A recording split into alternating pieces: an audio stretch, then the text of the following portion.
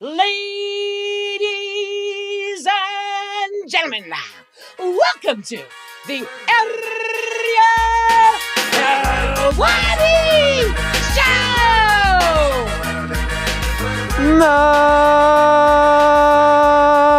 Ariel Helwani Show is back in your life on this Tuesday, January 7th, 2025. Hello again, everyone. I sure hope you're doing well. Welcome back to the program. Second show of this great new year. Award show has come and gone. What a time it was. What a time it was. 26 categories total. Yes, initially I said 25. We forgot about one. But, no one really noticed. No one really noticed. I would say the MVP of the award show, the biggest pop by far, was for our very own Petesy Carroll, who at the very top of the show hit us with the curveball. We all thought that he dropped the ball. He was wearing the tuxedo. By now, you've seen the clip. It was a great time had by all, and it was the moment of the show. And it seemed like the chat enjoyed it. The commenters, who are generally a positive bunch, were extremely positive about what Petesy pulled on Monday. So if you missed the award show, it's up right now on the channel. You know where to find the stuff on the pod feed as well. One of my favorite shows of the year. It has come and gone, and now we can fully focus on the year ahead. And there's a lot going on, especially this month, in the world of combat sports.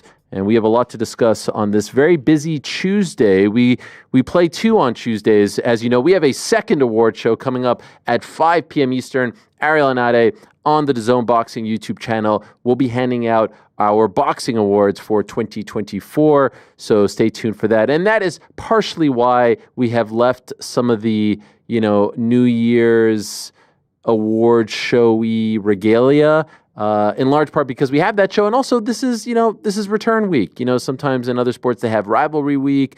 They've got championship week, whatever. This is our return week. And so we thought we'd keep it up. We'd get in the mood, be festive. Why not? Everyone likes to be in a good mood. Now, on today's program, we shall discuss last night in the world of professional wrestling. It was a huge, huge night, a momentous occasion. Of course, WWE's official debut on Netflix. You may have heard of it. Massive, massive deal. Seismic news in the world of pro wrestling. They have finally arrived. Not just pro wrestling, to be honest. Sports, really. Sports programming, television, all streaming. It's a huge deal because we've all been wondering, when is Netflix going to get into the world of live sports? They've been dipping their toe in the water. They do the hot dog thing in September. They do the Jake Paul, Mike Tyson thing in November. There was a golf thing several months back. This is the start of a real thing. Of course, NFL on Christmas, but this is episodic. And it's every Monday here in the United States, and then everywhere else around the world, it's Monday, Tuesday, Friday, plus all the PLEs. It's a massive, massive deal, and it is going to change the way people consume WWE, the way people talk about it. It's going to expose the business in a good way, I say that, to a whole bunch of new people. It's right there. You go on Netflix at 8 p.m. last night, and it's right there in your face. You cannot miss it. If you're an old fan, you're like, oh, shit, let me watch this. It's live. Holy crap, that's cool.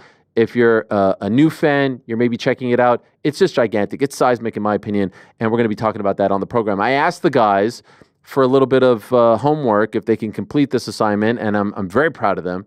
They have all done so. Yes, well done to all of you. They all watched. We were chatting about it. They have some thoughts.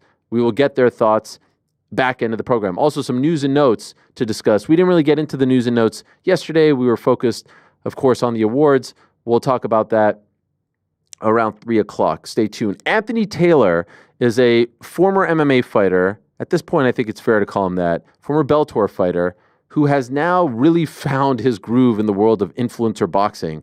He's on quite the run, and he's the man who will be facing Darren Till on the 18th of January in Manchester. He replaced Tommy Fury. He talks a big game. He usually fights guys who are way bigger than him, and that's the case on the 18th of January. But he's been going back and forth with Darren for quite some time. He'll be fighting Darren in a little over a week. He'll join us on the program at 2:30 to preview that big-time boxing bout, the headliner for Misfits 20. Prior to that, the great Cain Velasquez, former UFC heavyweight champion, just announced a deal with GFL. We'll talk to him about everything going on in his life. One of our favorites, and I look forward to catching up with him. It's been over 3 years since we last spoke to Cain. Before everything that happened, we all know, what I'm talking about.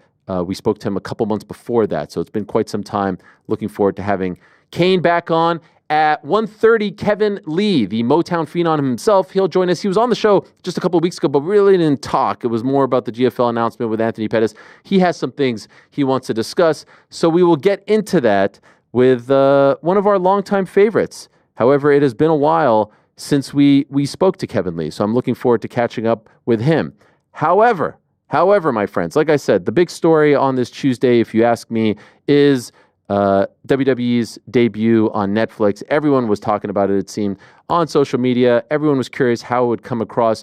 Would they hit it out of the park? What kind of bells and whistles? What kind of, surprises? All that stuff and more. And so I wanted to get into it off the bat here on this frigid Tuesday here in New York City. And I wanted to invite one of my favorite media personalities. There are very few people on the planet that I can go to their feed and get chatter about two of my favorite things on earth: pro wrestling and the New York Knicks. It's amazing. It's like the whole feed is pretty much curated just for my interests. It's a beautiful thing, and so it's a great honor to welcome, for the very first time to this program, a man who has a gazillion jobs, way more jobs than me.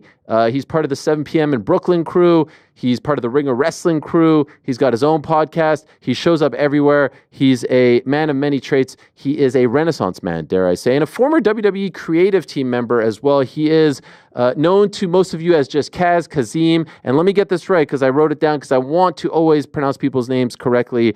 Famuyide. Kazeem Famuyide joining us off the bat to talk about the world of WWE. Hello, my friend. How are you? And welcome to the show for the first time. Ariel, thank you so much for having me here. Like you said, this has been a long time coming, but I got to tell you, it really is an honor to be here. Been a long time fan, been a long time homie. And of all days for us to have this first sort of conversation, Netflix and WWE washed the nasty taste in my mouth of that Knicks Magic game last night. So I'm so glad we could talk some wrestling before we get into any Knicks basketball, my friend. Yes, I was actually planning on nice bounce back win for the Knicks over the depleted Magic, all that stuff. Fucking hell, man. Yeah. I want to erase that from my memory. It was awful. I may sneak in one or two on the back end, but let's talk about some fun stuff, some positive stuff. For sure. And that was the debut on Netflix. Okay, off the bat, I want to kind of take your temperature. And I saw your tweets, but just off the bat, you've had some time to digest it, about 12 hours. If you were to give the debut a grade, what are you giving them? I'd give it a solid B. Okay. Right? Because I would say, the first debut on Netflix, I'm a guy who watches Raw, SmackDown, NXT, AEW every single week. I try to not miss any sort of wrestling. But obviously, when you're bringing in a new show to a new audience of people, I didn't look at yesterday's episode of Monday Night Raw as like the episode for the fans that watch every single week. This seemed like an episode that was made to bring in the casual eye, made to bring in as many new faces and keep them around as possible. So I would say in that sense, they definitely accomplished what they got to accomplish. But, it seemed like a closing of a chapter and the opening of a new one. It seemed like the Bloodline storyline sort of gave a nice fitting end to it. It seemed like the Rhea and Liv story had a nice fitting end to it. The Hulk Hogan story probably has a nice fitting end to it, there was a whole lot of things that all sort of converged at once, and there was a whole lot to talk about at the end of it, and I was really entertained by it. I know there's going to be a lot of people who saw yesterday's show and felt like, man, this isn't the wrestling I try to watch every week. This feels like just more entertainment than the sport. But I also understand the sort of mindset you got to have when you're going into this partnership with Netflix, because like you said at the top of the show, man, WWE is sort of like the first major sports company through the door.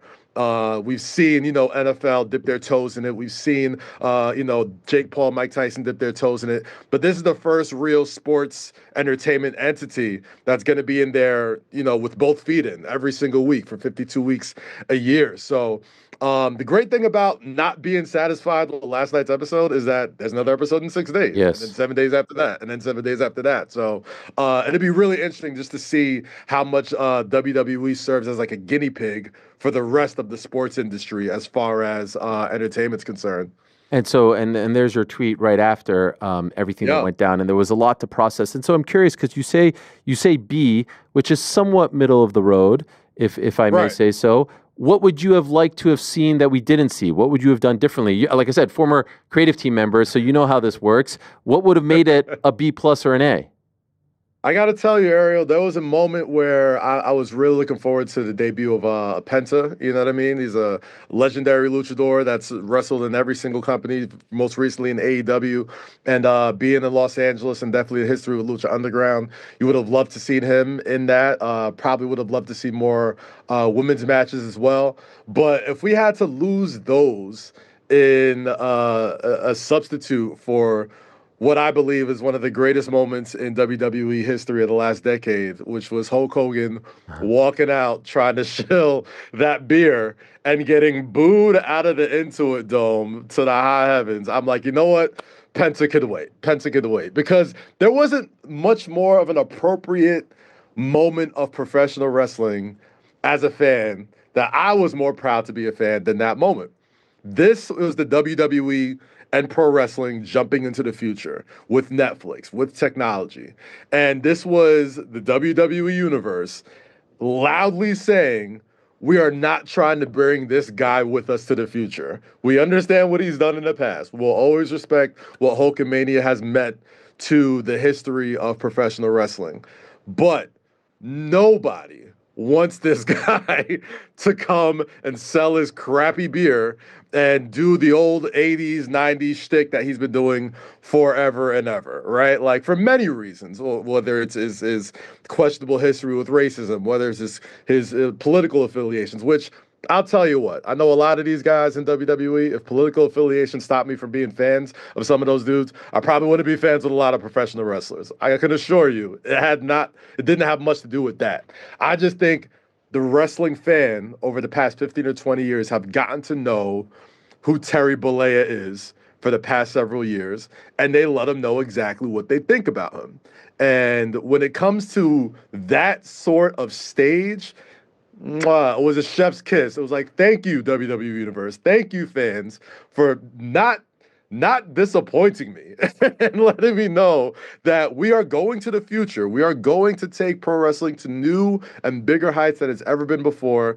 And for everything that Hulk Hogan has accomplished, we are totally okay moving forward without you. We'll take the beer money, we'll slap it on the ring apron and all that type of stuff. But as far as seeing you, I think the crowd let their voices be very heard last night. Okay, so this is very interesting because I had a few people, guys on the show who don't really watch wrestling. I was like, oh, check it out, and they were asking me, like, why is he being booed? And so I will just ask two other things regarding Hulk Hogan. Number one, I was actually really surprised when they sent out the press release yesterday morning that Real American Beer is going to be on the apron. I don't care about ads on the apron. We're used to it in the world of MMA. We're used to it in boxing. They need to move with the times. Who gives a crap? There's ads there. It actually kind of almost looks more real in a weird way. I was surprised that of all the beer companies out there, that was the one that was chosen. I have a hard time. Like, Bud Light is right in the middle of UFC. TKO can't get a Bud Light deal. What the hell is Real American Beer? So given his background and his history and all the baggage, I was surprised with that. And then they bring him out, and then you talk about the booing, and it was quite loud and vociferous, and quite interesting, by the way, that a month prior he walked out Colby Covington at a UFC event, and no one really batted an eye. And it just kind of shows the difference right now in this day and age between the UFC fans and the WWE fans who clearly did not want him there and didn't want to hear from him. Do you think more of that was because of the racist things he has said and has been caught saying repeatedly, or because of the political leanings, because we are in California, very much a blue state, or a combo of both? Or is he just an old guy that we don't like? What do you pin it on at the end of the day? It's all of that. I wouldn't want to pin it on just one thing. If you're asking me specifically as a fan, I've been booing Hulk Hogan for the better part of the last decade, based on the things that he's said in actual documents that have been proven for him to just, not really care for people who look much like me. On top of that, I don't think political leanings had that much to do with it because just a few moments earlier, The Undertaker comes out in his motorcycle, and nobody seemed to boo him. He came to rev the motorcycle. Rhea Ripley did the fist up, and we all know where The Undertaker leans. He had Donald Trump on his podcast. Nobody booed him. I think it was a combination of a lot of things. I think most WWE fans have gotten to know the real Terry Bollea for the past several years, whether it's, messing up the union that was probably trying to be put together for WWE that he openly snitched on in the Vince McMahon documentary, whether it was, the lawsuit with everything he said about black people and wanting to date his daughter that was inflammatory and supremely racist, whether it was his political leanings. I'm sure there's some people who were booing him because of that, but to say it was just one thing or another thing, I just don't buy that. I think it's a combination of looking at this dude who comes out, and we are in the middle of showing all these people. If there was a mission statement on the whiteboard of the first episode of Monday Night Raw on Netflix, the mission statement would say, "Make wrestling cool." Make wrestling cool to show to your friends, to your fans, for the lapsed fans, to the new fans, the celebrities that were in the crowd, Travis Scott coming out. Like, make wrestling as cool as possible. And when you walk this guy out in his, still 80s music, looking, pretty much, I don't even think he would have made it to the ring if they asked him to walk all the way down there. The only person I felt bad for in that situation was Jimmy Hart. I was like, damn, Jimmy, you didn't deserve this extra smoke that Hulk Hogan's getting. But the mission statement is make wrestling cool. And at the very bottom, when you look at Hulk Hogan, he does not make wrestling cool to me. He probably did when I was a 5-year-old. And even if I could erase all the terrible things that I've gotten to learn about him over the years, I would say this is the dude who made wrestling cool for me as a 5-year-old. It's the reason why you start off the show with The Rock. It's the reason why you start off the show with the Tribal Chief and Roman Reigns and Cody Rhodes and all these incredible millennial celebrities like Macaulay Culkin and Topanga, like folks that are my age that I grew up with. Like, that is our bread and butter. Our generation of fans is the reason why WWE even ends up on Netflix in the first place. Netflix is a millennial network. It is something that we built. We created Netflix and chill, right? So there's really no reason why somebody who predates all of that would even get cheered anyway, and just add into the fact all the extra stuff. I don't want to make it seem like it was because he was very Trump leaning or anything like that, because there's tons of wrestlers who lean more left or right or whatever the case may be. It's more than that with Hulk Hogan, and hopefully. The great thing about WWE is they always listen to the fans, and there was not more of a clear sign and signal from your most important consumer, the people who pay those tickets to go watch those wrestling shows every week, that we are good with Terry. We are good moving on from Terry. I personally don't wish him any harm or anything like that, but I just am good on seeing him on my wrestling TV. Proud and props to him for everything he's done in the past, but we're moving into the future. We're going next. We're in the Netflix era. We don't need to see that no more. It's a fantastic point, and I'm curious if they're going to use him for the second Saturday night's main event, because he's been a big part of the promos for that one in San Antonio later on this month. So let's see. You mentioned The Rock, and so I want to ask you about that opening promo, because it did sort of feel like Dwayne Johnson out there, and I saw some people complaining. But by the way, if you're wondering, I thought it was more B+A. I enjoyed it. It felt like a big deal. It felt more like a PLE. It felt like a massive pay-per-view, if you will, where some storylines ended, new champion crowned, some will continue. It just felt bigger than your typical Raw, and you started with The Rock / Dwayne Johnson. That's a big deal, but it didn't feel like The Rock was out there. It felt like Dwayne was there as a TKO board member, as an investor, saying, yo, what's up to the Netflix crew, and what's up to this guy, and what's up to that guy. And I saw some people complaining that, hey, we don't need this to be a boardroom, address. I don't care. It's 52 weeks. Who gives a crap? We're getting thousands of hours. This is what makes, like, if when the NBA debuts or, reemerges on NBC and debuts on Amazon next year, Wembenyama isn't going to shout out the president of NBC, but that's the difference between wrestling fans and NBA fans. Like, we care about ratings and buy rates and businessy type stuff. So I didn't care about that. What was interesting to me was the nod to Cody and just kind of in that moment, quote unquote, breaking kayfabe. When, let's be honest, 10 minutes prior, there's a promo that airs saying like this is all scripted and work, shoot, and heel and all that stuff is being used. Did you get annoyed? Were you bothered by that? Or did you understand what that, 20 or so minute promo / segment was? I understood it completely, right? Like, I could understand why somebody would not be a fan of it because, as wrestling fans, you're already asking a lot as far as, suspension of disbelief. So when there's certain moments that sort of like takes you a little bit too inside baseball, I can see where things tune out. But somebody cuts you a $5 billion check for, for the TV show. I'm assuming there's going to be a little bit of ring kissing and a little daps and hugs as far as like, thanks for, bringing us on the ride. And The Rock is as synonymous with pro wrestling as Michael Jordan is with basketball. Like, he is the guy. And not only is he, a long tenured talent and somebody who's been synonymous with WWE, he's on the head of the board. I'm sure he's in those meetings that even, get to the finish line to even make a Netflix deal like this possible. He's one of the most powerful people in the entire entertainment business. So I watching that first segment, you had to feel that this kind of felt like, all right, this is sort of like an anomaly to what we're going to expect for the next 52 weeks of the year when it comes to WWE television. This is Dwayne Johnson coming out. This isn't the final boss. This is somebody coming in and tipping the cap. But the thing with Dwayne Johnson and The Rock is, if we learned everything from his run last year, is he can do whatever he wants, right? Like, it's a whole different ballgame. It's not like, he could come out and it's like, oh, he had to cut a promo on the tribal chief, the tribal combat match and start building that road to WrestleMania because that's the plan. No. The Rock, for more often than not, dictates the plan now.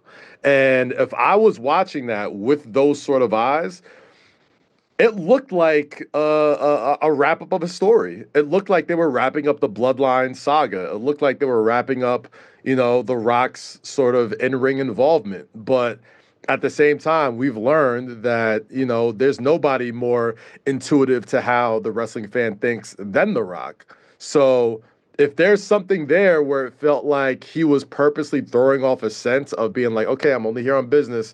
I'm not wrestling at WrestleMania. I got other plans. I could see that. I could also see where he knows that we're thinking, oh, if he's coming out and just shouting out the Netflix execs and thanking Cody Rhodes after we saw him beat the crap out of him and wipe his blood on his bus and hand him something after WrestleMania, and they still haven't really explained it.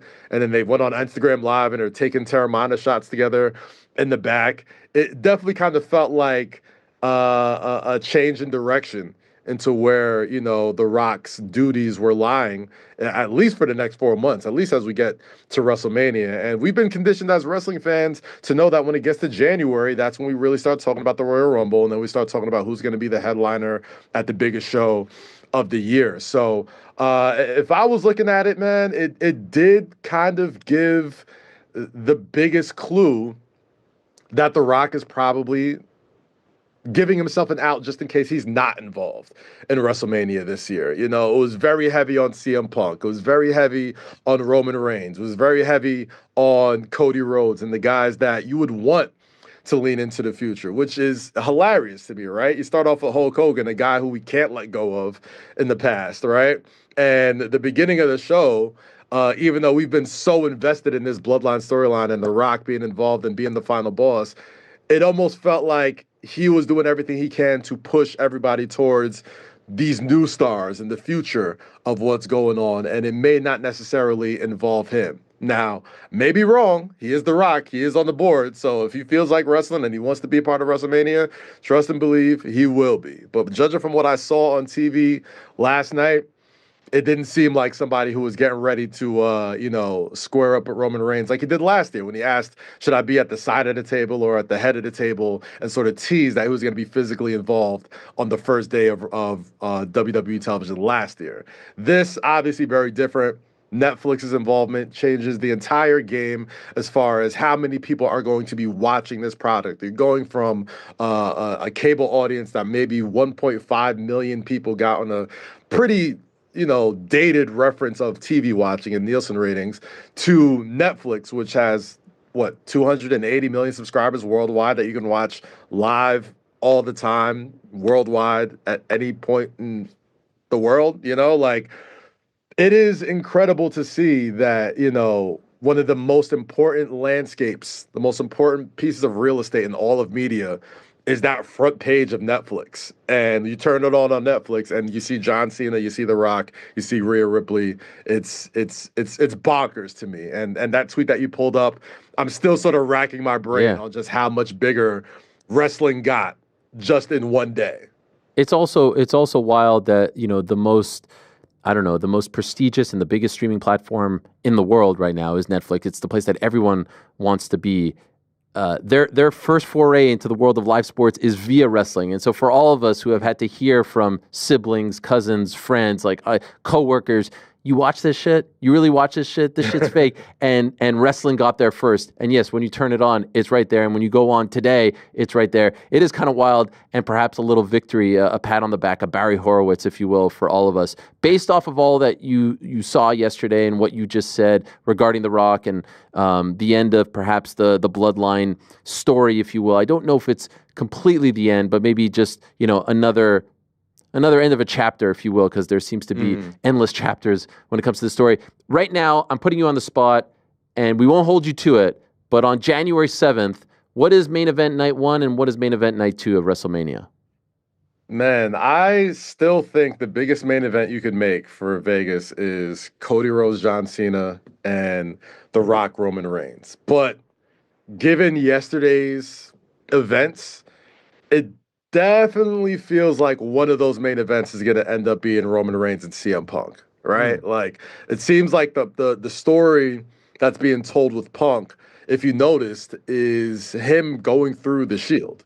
And if you watch that promo that they showed before his main event, it was the first time they openly acknowledged that CM Punk was the person who put the Shield together. If you go back and watch CM Punk's match with Jon Moxley in AEW, he beat him the same exact way he beat Seth Rollins last night, with that go to sleep that bounced off the ring, and then he kind of like fell back on his shoulders and gave him another go to sleep to finish it off. It's the exact same way he beat Seth Rollins last night, and given Punk's, promo at the end of the show, basically saying 46 is just a number and calling his shot, and at the biggest, most important spot in WWE, they don't do anything by accident, right? Like, they're putting CM Punk victorious at the end of what is likely going to be their most important episode of Monday Night Raw to date. And he's been pretty much saying that Paul Heyman owes him a favor, and he's been calling a shot, pointing at an invisible WrestleMania sign. I think all signs point to at least one of those main events being CM Punk versus Roman Reigns. I do also think night 1, there is a John Cena Cody Rhodes match for the ages that needs to happen there as well. As far as, I love a good babyface matchup. They're rare that they happen. Like, you think of like the Ultimate Warrior Hulk Hogan's, you think of the Rock and Stone Colds and stuff like that. You think of the Rock and Hulk Hogan's, you think of the Rock and John Cena's. Now this is sort of like John Cena's Rock, right? Like, Cody Rhodes is sort of like taking the mantle that Cena took from The Rock in that same sort of main event. And I think that is, especially if this is John Cena's last hurrah, and there's an opportunity for him to break the record of the most world titles in history, breaking Ric Flair's record of 17 world championships. I don't think there's a bigger match you can make with Cody Rhodes involved, the current world champion, than having John Cena's final WrestleMania match against him. All right, let's see. And perhaps that means you think Cena wins the Rumble, right? That would be my pick, man. Yeah. I mean, he said a lot of words that made me think that to throw the scent off, like miracles and lottery tickets and all that type of stuff. So he mentioned the Elimination Chamber, he mentioned Money in the Bank, he mentioned the Royal Rumble. I would assume that the Royal Rumble with John Cena winning it could be the best, course of action there, especially if you want to keep them both good guys, both baby faces, which I believe is the right way to go about it. Both baby faces with a little bit of shade of gray, Yeah, yeah, right? yeah. But Cody is, by all intents and purposes, the man now. And there's no bigger way to cement him as the man of this industry and this era than having him going up against the guy who was the guy before him, especially in his last run. So that'd be my pick. I'd have John Cena win the Royal Rumble. I'd have him go up against Cody Rhodes. And maybe he wins, maybe he doesn't, but I just don't know if there's a bigger spot for Cody Rhodes in there than going up against John Cena, especially if The Rock is not going to be involved. Two-part question on Travis Scott. Number one, do you think we see him actually wrestle? And number two, can you explain this one to me? How does he get away with using Cactus Jack? And has anyone asked Mick Foley about this? Why are we just ignoring that Mick Foley used to be Cactus Jack? Hey, so apparently he's all board with this, is what I've heard. I think Travis Scott and Mick Foley have worked out some things, so the Cactus Jack name sort of keeps his reverence, and Mick can still use it and all that stuff. But I wouldn't be surprised if Travis Scott got in the ring. Triple H compared him to Bad Bunny last night. And, Bad Bunny very famously got into the ring and, was probably one of the best celebrity involvements in WWE history as far as, that Backlash pay-per-view in Puerto Rico, which was absolutely insane. But, one of my biggest questions going into last night, outside of the glitz and glamour of Monday Night Raw being on Netflix, was what's going to be the difference of not having the constraints of cable television? And 5 seconds into Travis Scott coming out with that loud pack or that yeet pack in the crowd, which was obviously okayed by everybody to do it, made me go, oh, okay, that's a way that's different. I've never seen live marijuana smoke on WWE television, but we're in a new era, and that was awesome to see. I loved his linking up with Jey Uso, who was great. I've been trolling wrestling fans for the past several weeks saying Jey Uso is bigger than Bill Goldberg ever was. When you look at his reactions to crowd, I have believed that, but the energy that he brings to that crowd and his connection with a lot of the hip hop artists that come out. I know he had Lil Wayne at WrestleMania, having Travis Scott on this one, had Lil Uzi Vert at WrestleMania, I think in Los Angeles as well. It's really showed how far pro wrestling has come, man. Like, how many times me, probably yourself on many occasions, I've had to convince people that this is like something that is part of Americana and pop culture and is actually cool to watch. And now it's sort of the reverse where it doesn't shock me to see people that are as culturally relevant as Travis Scott have a main big part of WWE. I thought the hardcore title was fire. I didn't really get a good listen at the new theme song with him on it, but I've lived 20 years of my wrestling fandom with nothing but nu metal and Metallica and the hard rock being the background of my WWE watch. And it's great to know that, we're in an era where, hip hop and pop music and dance music has sort of taken the forefront into the instrumental of what pro wrestling is. The entrances, the music, the pageantry, that's what separates it from all the other sports, right? And that's what other sports have been like desperately trying to implement into their own sort of things, right? The entrance music, the synchronized, crowd reactions, being able to have 17,000 people in the palm of your hands say a word or do a move or do anything like that. That is the thing that pro wrestling masters that so many other sports are sort of looking towards. So when I look at this Netflix era, man, and you said it in the beginning of the show when you said, sort of a victory lap for wrestling fans, you got to remember, man, pro wrestling has always sort of been at the forefront and the threshold of television watching experience. They was one of the first people through the door when it came to pay-per-view. They were one of the first people through the door when it came to closed circuit television. They were one of the first people through the door when it came to cable television. And now, even the WWE Network sort of was the preface for so many things that we see today as far as streaming networks are concerned. And now, not only wrestling fans are watching how WWE is going to perform, but all the sports leagues. All of the major sports companies are going to see how well this does, because if WWE does well on Netflix, it's going to be sky's the limit for everything as far as live sports content is concerned. It's the only thing that's really appointment television anymore. You can watch whatever show you like whenever you want to. You could stream whatever show you like whenever you want to on Hulu or Netflix or Disney Plus or whatever it is. Live sports and live entertainment is still at a premium, and pro wrestling is as unique as a live sports and entertainment vehicle as there is. So it's really an exciting time to be a pro wrestling fan right now. Okay, we could do this for 2 hours. Unfortunately, we're out of time, but I have to ask you one last question. I've enjoyed every second of this. In about 30 seconds or so, let's say this is the panic button, my Yahoo button here. Okay, how close to the panic button are we regarding the Knicks? Like, is it here? Is it hovering? Where are we? We went from 9 in a row to now 3 in a row, losing to the Sad Sack Magic. We've got the Thunder coming back to town. We've got the Raptors, who are supposed to be shit on Wednesday, but I'm terrified of them. How close to it are we right now? I'm just take a few inches off the panic button. Like, okay, bring it like at the top of your headphones. All That's right. where I'm okay, at. Right here. All right. Right here. All right. Okay. All right. The Thunder loss didn't hurt me as much. Seeing that what they did to the Boston Celtics the very next day. The Thunder, an amazing team, and even in that loss, I felt like Knicks fans weren't terribly hurt by it, because they are an incredible team. But I've said it all year long, man. The Knicks have an incredible starting five, incredible team, incredible top-heavy talent. They need to shore up that bench scoring. They need to have a punch off the bench to give those incredible starters, their eventual all-stars, a break. We're starting to see it. It's the beginning of January. We shouldn't be running Jalen Brunson, Karl Anthony Towns, and Josh Hart into the ground for 40 minutes. You got guys in there that should be able to spell you for a few minutes. And I'm not totally panicking yet, because I think the time that was needed to sort of mesh offensively was necessary.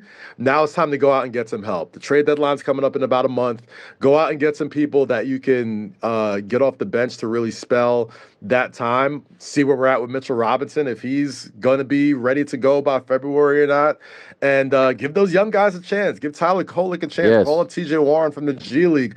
Get Dadier some minutes. It doesn't got to be 20 minutes, but give them something. This is the time to do it. Don't wait until March, April, where people get lemon booty and the games really matter. Do it now. Throw them out here in January.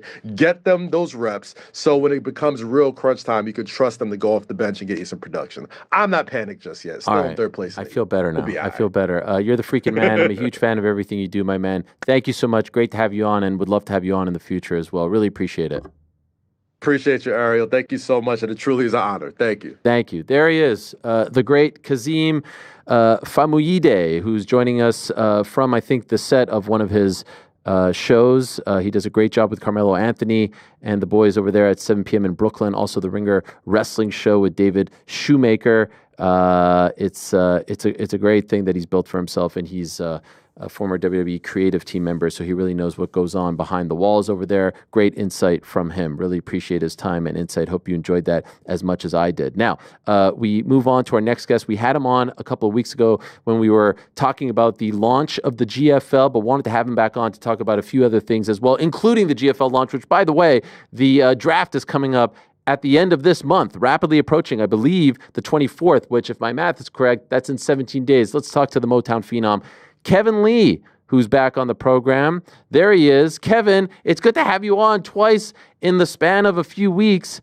This warms my heart. Do you know why, Kevin? Do you know why this warms my heart? Tell me. We've had an up and down relationship over the years, and it was down, and then it was up, and then I think it was up, and then I thought it crashed around a year ago, and so I wasn't sure what was going to happen when you came on, and it was great. And then I heard from you on Instagram, and I was like, "Oh, are we back up?" Yeah, we've been up. I mean, it ain't never been for me. Maybe some other people that I'm affiliated with. Yes. Maybe some managers that I got. We could say that. But as far as for me, no. And I'm a pretty straight up guy. So if I got a problem with you, you definitely would know. No, I texted you, right? I texted you. Yeah, but you had a new number. I don't save numbers. Then I was like, damn, man, we worked so hard to get back. And then, you're right. It's probably that first point. It was the new number. New number or deal. that, or that, or that. You know, I tried texting your old number a couple of times. It went green, and I was like, "Oh man, maybe Ariel ain't doing too good." But then I see now you got this new show, you know, and I'm like, "Oh, okay, Ariel's back. We back up." And what better way than when you actually got the show back? I know you've been doing a bunch of other stuff on the side, and you know, this feels like home now. This feels like old times. So after that first interview, I wanted to reach out to you so that we can get a proper one. I love The that. first one with me and Anthony, we didn't really get a proper one. That's fair. And by the way, are you in a kitchen or something? Where are you right now? Yeah, I'm in the kitchen. This is a food truck that I do on the side. Wow. So you know, I'm starting to branch out, get my entrepreneurship kind of going. I do got to give some credit to my brother for getting me started in the food industry. I kind of like this. I like doing it. Shout out to Braised. Yeah. That's it, shout right? out to Braised. What do you make there? What do you sell? I do ribs. I do oxtails. I'm down in Hollywood, Florida, so you know, a lot of people know me for you know the slow cooked meats. That's kind of what I do. I put it on. I go train, and then when I get back, it's just the way you like it. And of course, your brother, you know, world renowned now when it comes to food critic stuff, videos, and all that. Is he a part of this as well? Are you working together? No, not necessarily, but he's given me the kind of the inspiration for it, you know. I think I inspired him to get started in MMA, and he's inspired me to get started in the food industry. And at the end of the day, the food industry, having a restaurant, that's something that I can pass down to my son, and that's something that's really, really long lasting. You know, we kind of feed off each other in that way. He inspires me, I inspire him. We kind of do it that way. But as far as like directly being involved with it, not necessarily, no.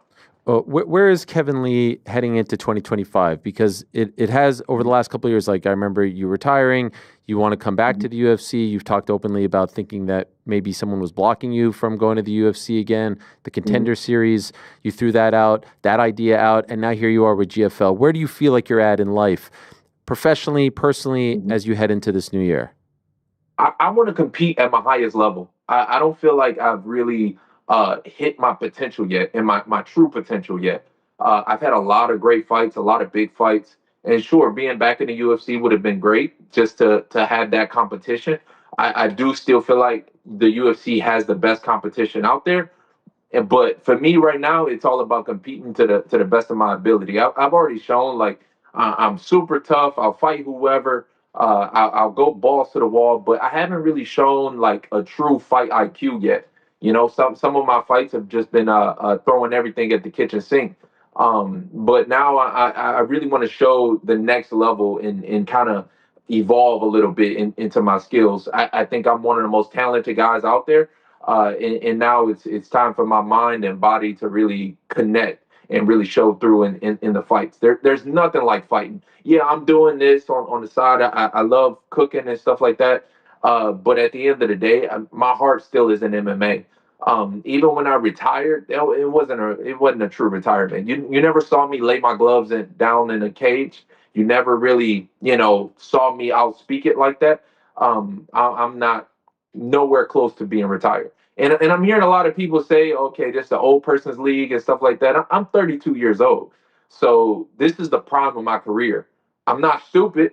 I know I got 3 years left of competing at the highest level. And now is the time. Now is go time.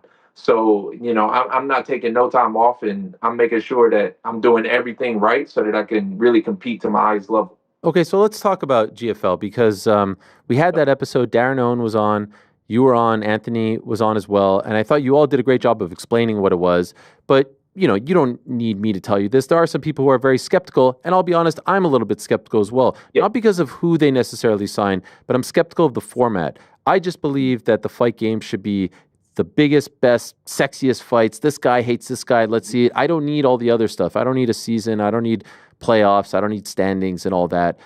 I understand, and we see some of the format here and the championship and all the stuff that they're doing, and they're going to have this draft and all that. I feel like sometimes we try to wedge traditional sports into the fight game, and it doesn't necessarily work. It didn't work with the IFL, and, you know, the PFL is having their issues as well, and that's the closest thing that we have to that right now. And so why am I wrong? By the way, for the record, I'm thrilled that people are getting an opportunity. I don't think it's healthy for the sport of MMA for there just to be one or even two spots for fighters to earn money. And I hope that everyone gets paid and then some, and they get back pay for all the years that they should have gotten paid more. But as far as the GFL and the format and everything, why am I wrong? And clearly you're a believer in it. Why are you right? I like, they're coming up with a lot of new ideas, right? And you do see this in other promotions. They want to like stand out from the UFC. One thing that I do like about them is that they're really trying to make this on par with a professional sport, which if we go beyond the UFC, this is MMA that we're talking about. I do think there's more levels that MMA can hit. And I think that this is something that's putting us on the right path. For me, at least as an athlete, when I'm looking at it, I'm looking at the contracts. I'm looking at what's in black and white, because a lot of these promoters, they'll promise a lot of stuff. They'll do the song and dance. They'll promise you the stars and the moons. But at the end of the day, the black and white is really what matters. And when you look at GFL's contract, it's very transparent and it's very put together. And I feel like that's a part that even the UFC is missing. There's a lot of dreams that they sell you, but for the MMA to take that next step up, I do think that we need to be transparent about where the money's going, who's getting paid what, and what's happening. I think that's going to be a next step for the athletes, really. When you look at the longevity of the UFC or you look at the longevity of MMA, we're kind of at a tipping point. If I'm a 16-year-old guy who's an extreme athlete, I got some choices to make. Okay, do I go NFL where there's guaranteed contracts? Do I go UFC where, there's a hope and a dream, but there's a lot of storylines even today in 2025 that you see.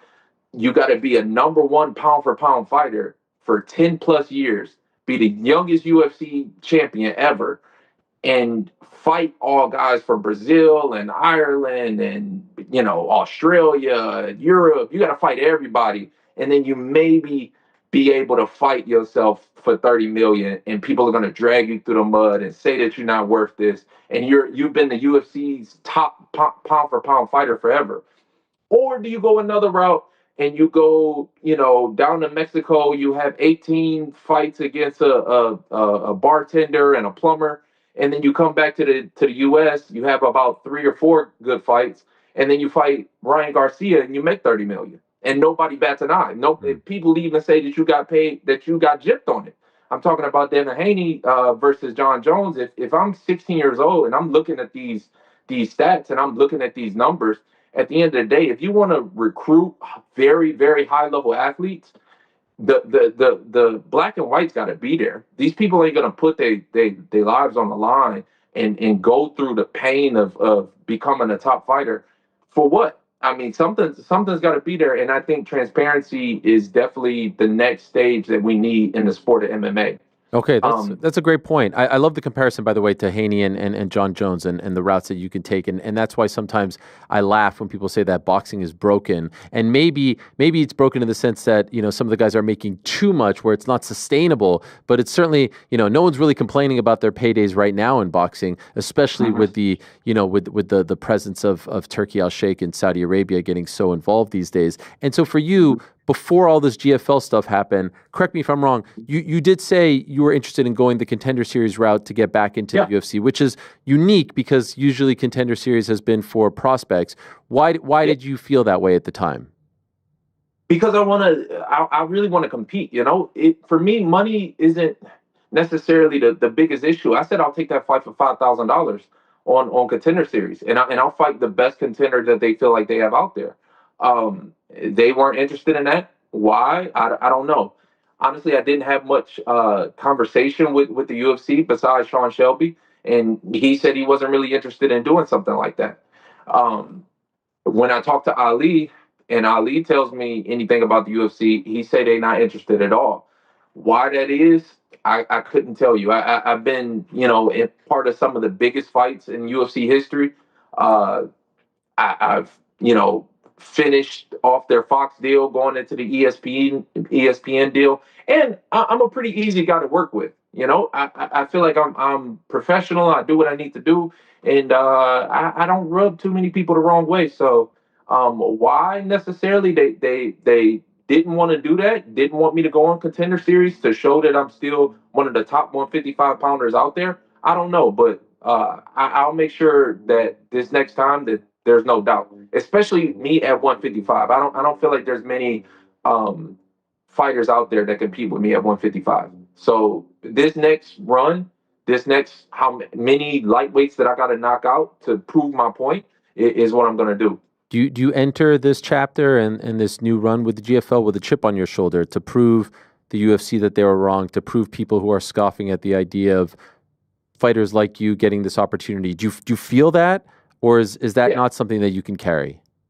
No, I feel it. I feel it. I don't really do well with people doubting me. And I do feel like I got a lot of doubters out there. I got a lot of people that think I'm finished.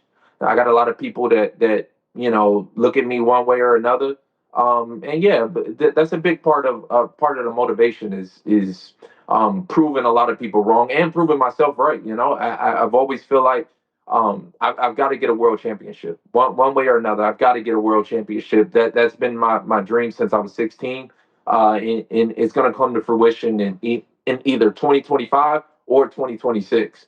Khabib's team, I hear they hold all of the lightweight championships in the world, and one of my goals is to get back and compete against one of those guys. I can't sit here and tell you like, oh, I would love to fight Islam tomorrow. I would, but is it going to happen? Probably not. But there's a couple other guys, Usman Nurmagomedov. I would love to compete against him.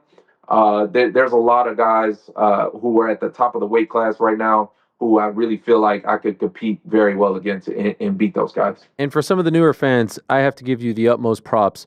Before it was cool to talk about fighting Khabib, before he was a champion, you were talking about it. You were calling him out. You were saying that you would fight him and the entire region, everyone from Dagestan. Like you were saying that, and you never got that opportunity for various reasons. And so that's why, actually, if I'm being 1,000% honest with you, I was surprised when I heard that you signed with Ali just because he's so entrenched with that crew. Was that awkward for you? Was that weird? And are you still represented by him?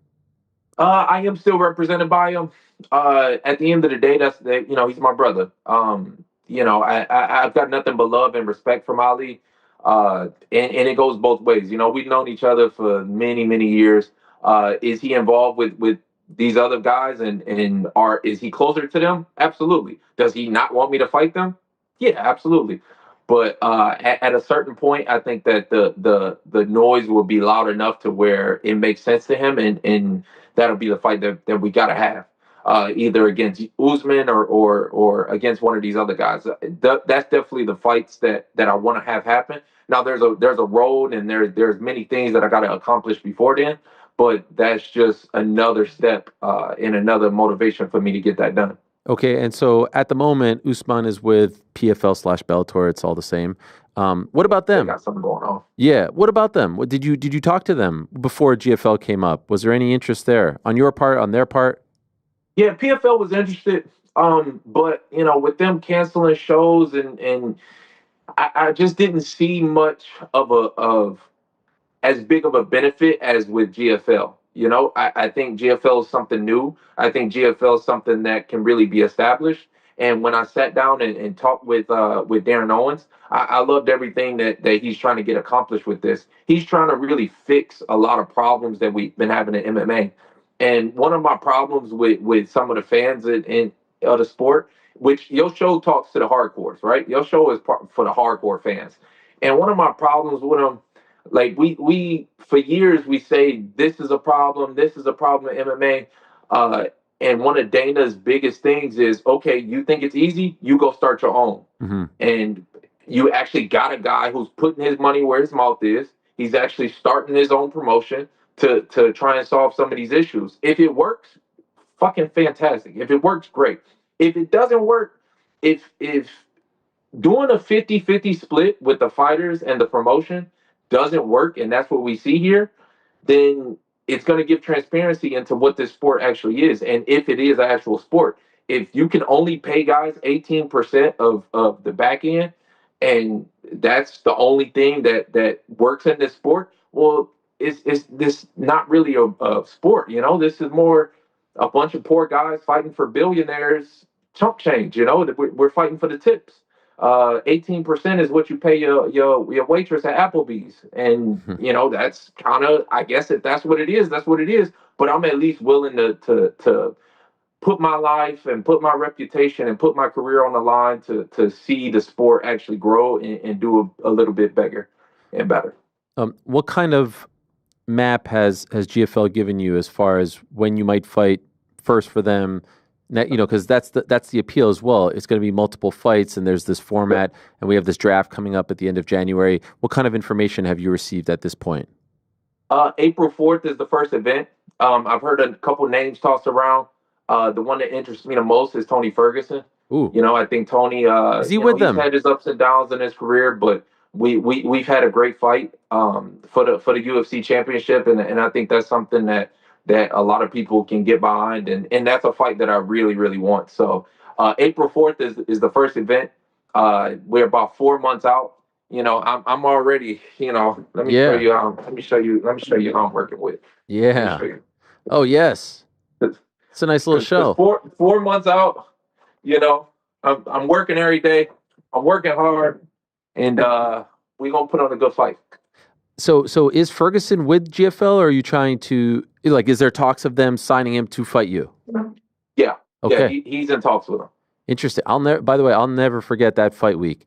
You'll remember it, right? The week in Las Vegas after the shooting. I mean, what you guys did, you really gave Las Vegas a little bit of an outlet after a horrific scene just a few days prior. I thought they were going to cancel the event.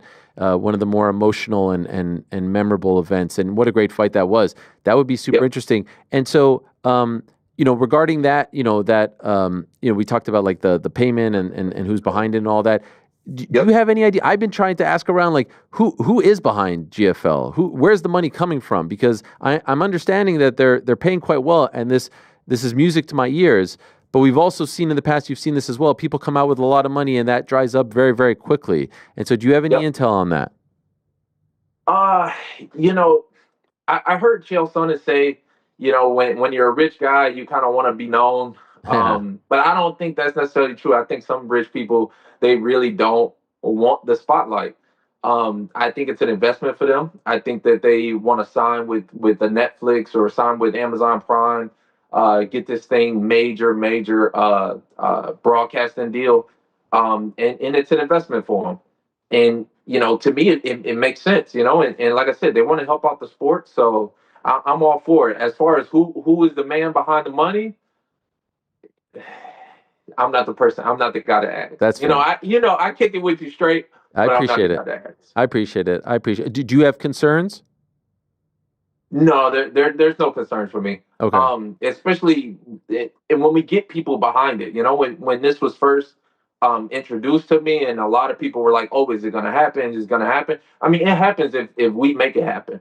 We're the ones who really control the industry. So if we want it to happen, we can make it happen. And again, that's part of my problem with even some fighters. Like, a lot of fighters are cowards. They want to see things done differently, but they don't want to put themselves out there and actually do the thing that's different. They rather, skate the line or tote the line and not bump any heads. But if you're an entrepreneur, if this is what you do, sometimes that's got to happen. You gotta ruffle up some feathers, and I'm never afraid of none of that. I'm not afraid of anything. So I only fear God. Alhamdulillah.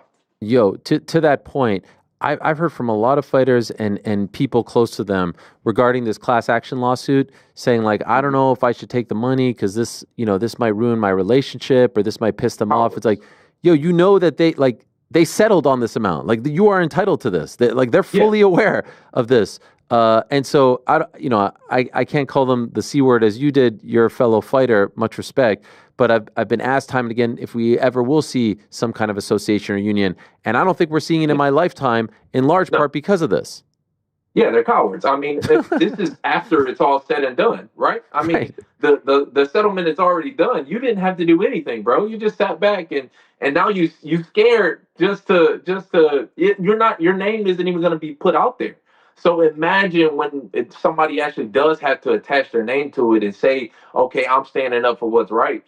they're cowards, bro. Like a lot of these guys are they're fake tough guys. That ain't never me. I'm not really afraid of whatever the consequences may be. They may be. When I take a fight against a guy who's bigger, stronger, faster, younger, all of that stuff, bro, it is what it is. I'm gonna do my best, and I'm gonna put my best foot forward, and put my faith in God, and I'm gonna work hard to make sure it's done.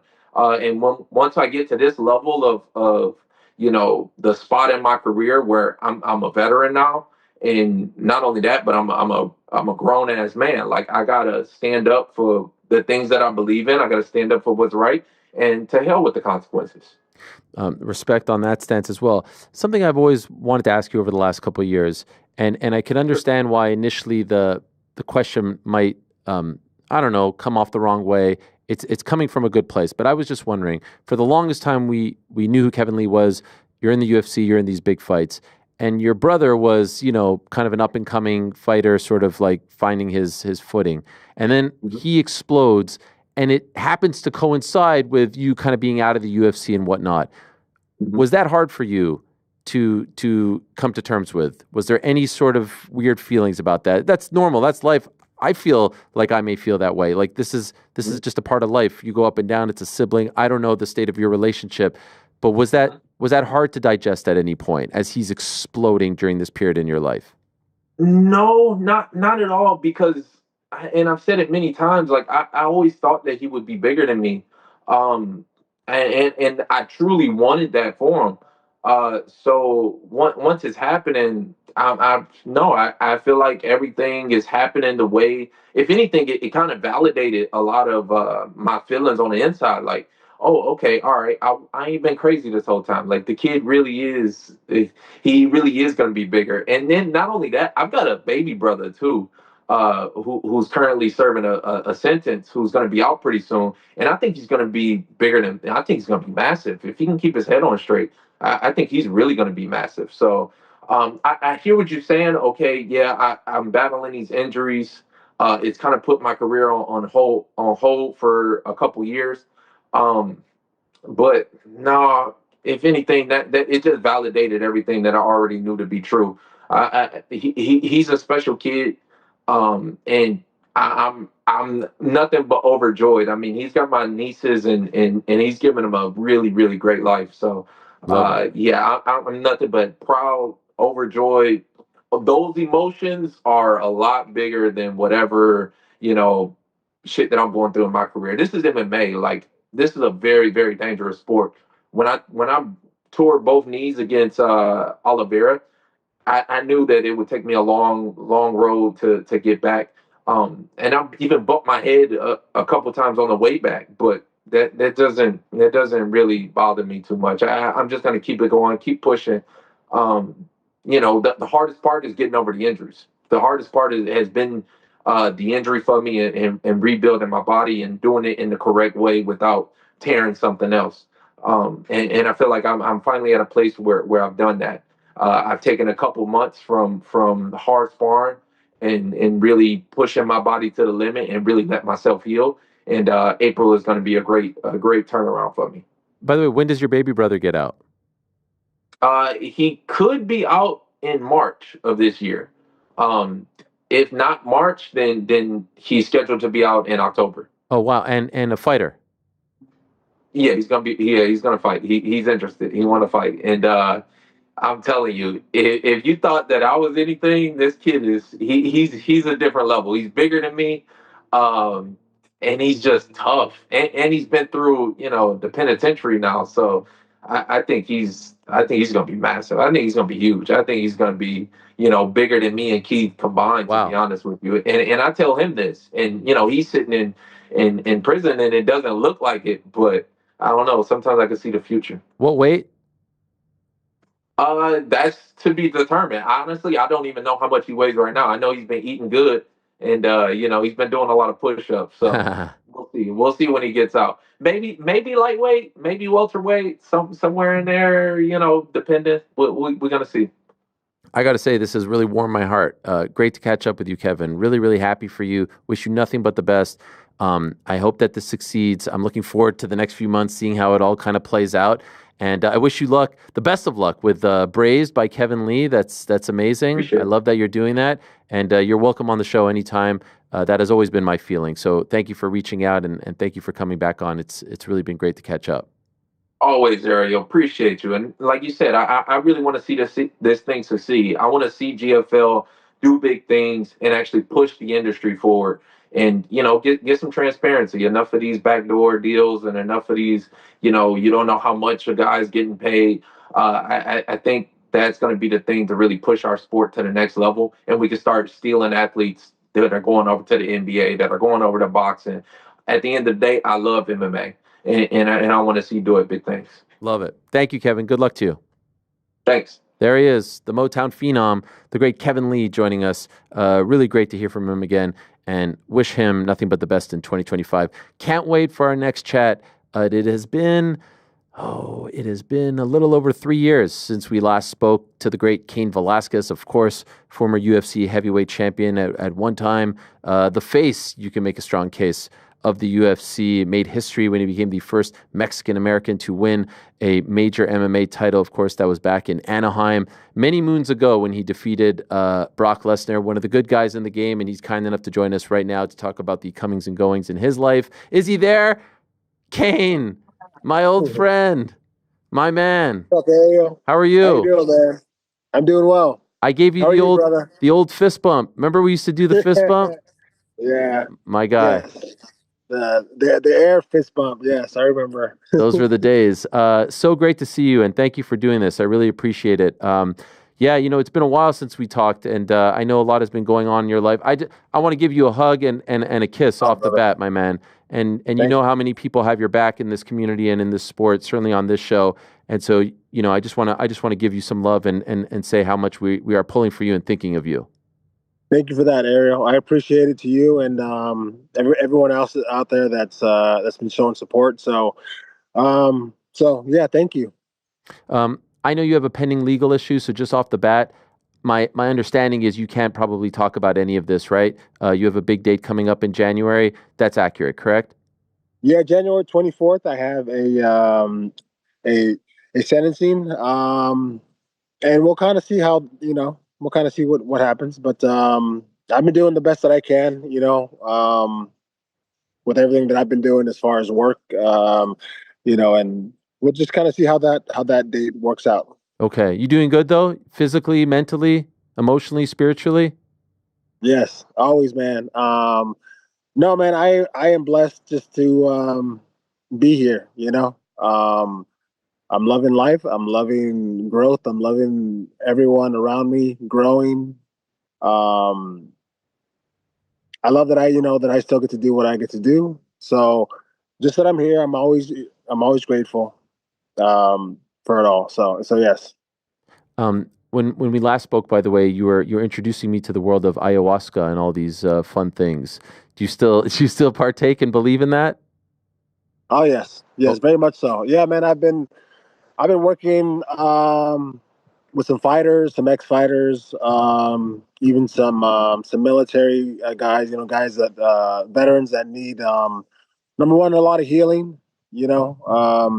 Number one, a lot of healing, and then from then on, integration on how to incorporate what you learn from the medicine going in, and then just using it in your everyday 3D life. So very much so. I see the benefit in it. It's for me. It's a form of worship. It's a form of connecting to the divine, connecting with my true self, with my higher self. We're here. Number one is to refine ourselves, to constantly get better, right? To turn that lead into gold, be that shining light, and that's the number one reason why we're here. We get caught up in doing things that don't serve us, but it's all a part of our growth. It's all a part of our learning. As long as you get to live from your heart, you're going towards the right steps. So, still working with it, and I'm working with others as well. So yes. By the way, how like what is the appropriate amount of times to do that in a year? Like, I'm sure you can't do it every day, right? Is it a monthly thing? Is it a weekly thing? What's the appropriate amount of time? No, yeah. I believe from my experiences, you want to go in to have those heroic doses is what we call. You know, have those big ceremonies. So it's not every day. No, it's not. I would say depending on the person, you know, one time a year, Okay. maybe twice a year, depending on if you really need it. But it's about going in, discovering yourself a little more, discovering yourself in this type of way, or just learning from yourself in this type of way from plant medicine, and then going out to the 3D, going out living and incorporating what you learned into everyday life. And how do you get there without medicine, right? It's meditation. It's gratitude, positive affirmations. Um, so the goal is to learn from it, to heal from it, but not to be on it all the time, not to use it all the time. The goal is for you to be whole eventually, and that's yeah. Okay. Wow. I find this stuff fascinating, as you know. Last time I was peppering you with questions. You did pop up in the news, Kane, over the past week, that you've linked up with GFL. You're a manager, and we also found out that Javier Mendez, your longtime coach, the head man over at AK, is going to be a head coach, if you will. Can you explain this to me? What is your involvement with GFL, this upstart organization, hoping to have their first event in April of this year? Yeah, so I got the honor, to be the team manager for Team Dubai, and the great thing about that is, number one, is I get to work closely with my coach, my mentor, my brother, my Javier Mendez, and he's coaching the Dubai team. Um, so kind of the same things that we did as far as creating AKA, the team aspect of that. Doing that for the GFL. GFL is coming on to do the team aspect of MMA, something that hasn't been done before, and the way that they're doing it. um, so I'm very excited just to be a part of that. I'm very excited to be with GFL and help that growth of this sport, and just create something great for fans. That's what it's about, right? Creating just great fights, a great organization um, for the fans, but also for the fighters as well. And so, we just had Kevin Lee on, who's going to be competing for them. This has been a big story over the last month because there are people who are excited and there are people who are critical of the format. They feel like it may not work. Tell us why we should be excited. Tell us why you think this is going to work. Why you should be excited? It's a team aspect of MMA. Um, just like you would say the NFL, the NBA, you know, but also like the team aspect, number one, so having weights, teams. I think the great thing about the team aspect of things is when guys match up over and over again, let's say when they have a regular season, they match up, so yes, they fought one time at that, in that regular season. The great things happen is when they learn from each other. The next fight, it's something different. Maybe the other guy, gets the win. So it kind of like you kind of do this where you're just like one there over and over again. So the competition just keeps getting bigger and bigger. Once guys fight against each other, then you're going to see that evolution because they don't just see each other one time, a year, or one time every other year. It's like they're constantly going to compete with each other, where you're going to see guys really evolve and learn from that particular fight. That's what always interested me, when we go back to like wrestling, or we go back to other like team sports, that where teams see each other over and over again. There's a sense of evolution. It's who can make the adjustments, get better, and then show it when the time comes. So the team aspect, but also the competition where guys get to compete with each other over and over again. And yeah. At any point, do you think the itch will reemerge for you if all goes well later on this month? Do you have any? You're still a young guy. You're only 42, and I felt like it ended. And I say this, by the way, as a 42-year-old, so I'm saying this to myself as well. Do you think the itch is going to come back? Is the itch there? Because it felt like the MMA run, if I'm being honest, it felt like it ended somewhat abruptly. Man, for me, that was just my road. I still get what I need. For me, again, for me, my road wasn't to go in and do a specific, like, I was going in to learn about myself. That's what it was.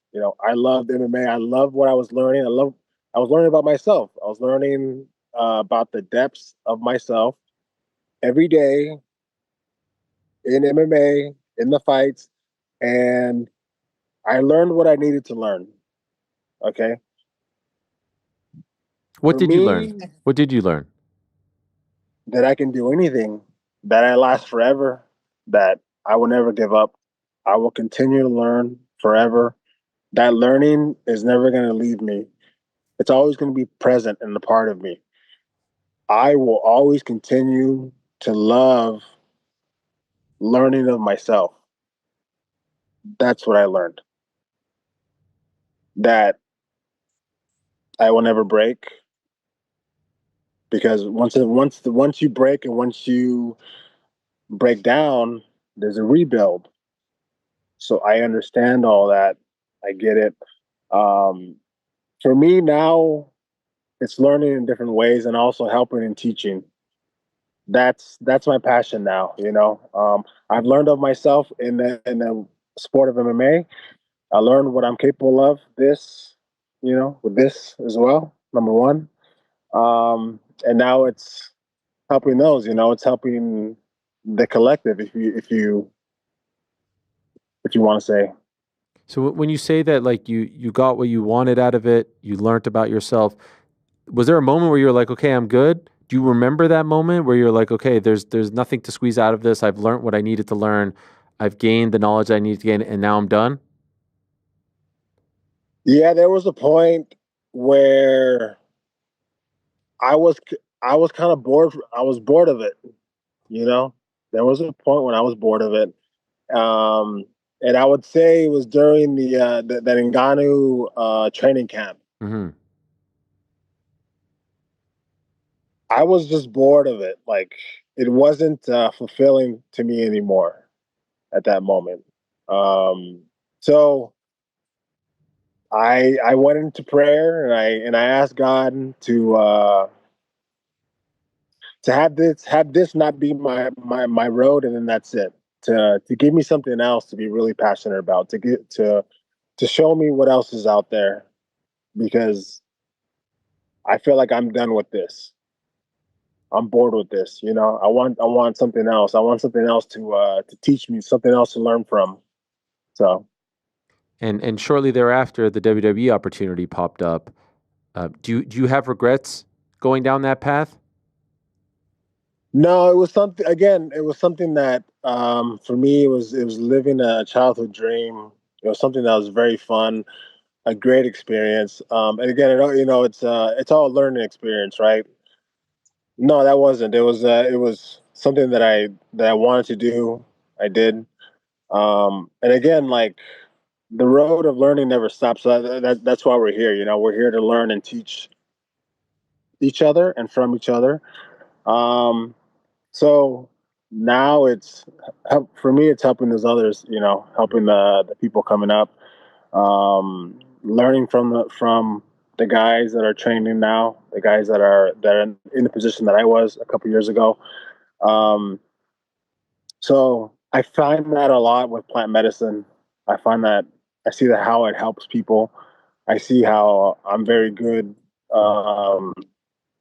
in teaching it. I'm very good, in ceremony. So again, like I am just grateful to be here. I'm grateful that I get to live from my heart. I'm grateful that I'm still learning and I'm still teaching. So yeah. Do you wish that the WWE run would have lasted longer, or did you get what you needed out of it? Did you learn whatever you needed to learn? Were you fulfilled and are content with the length of time that you were there?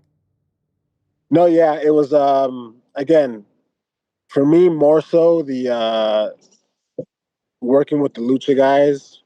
That was really something that hit home for me. Was Hmm. that the WWE as well, but something about the lucha, the way that the style of lucha that they do, um, that for me was something that I had to do for me for my childhood, kind of thing. So again, I'm glad I did it. Like, hey, this again, as far as athletes go, we go out there, we show we show what we're made of, we show who we are, and that's what I did. And again, man, it just keeps on going to learning and just loving what you're doing in the present moment. Do you watch a lot of MMA these days? I do. Obviously, everything's on YouTube or Instagram.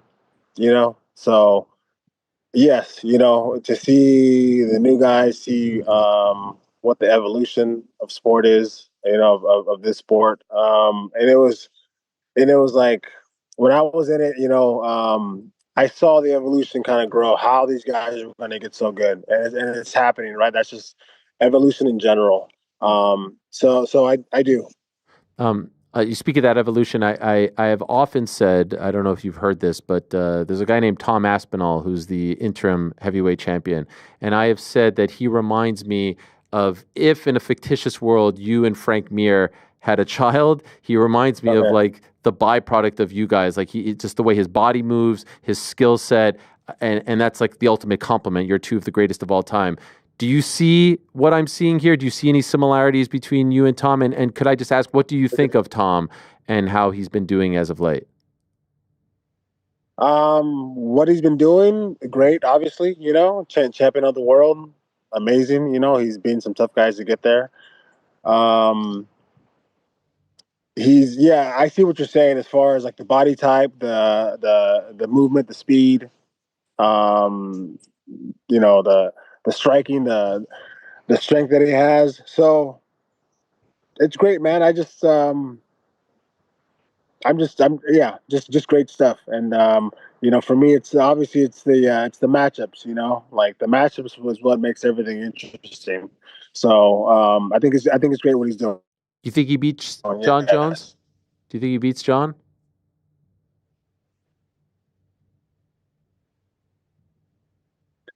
No, I don't think he does. Why not?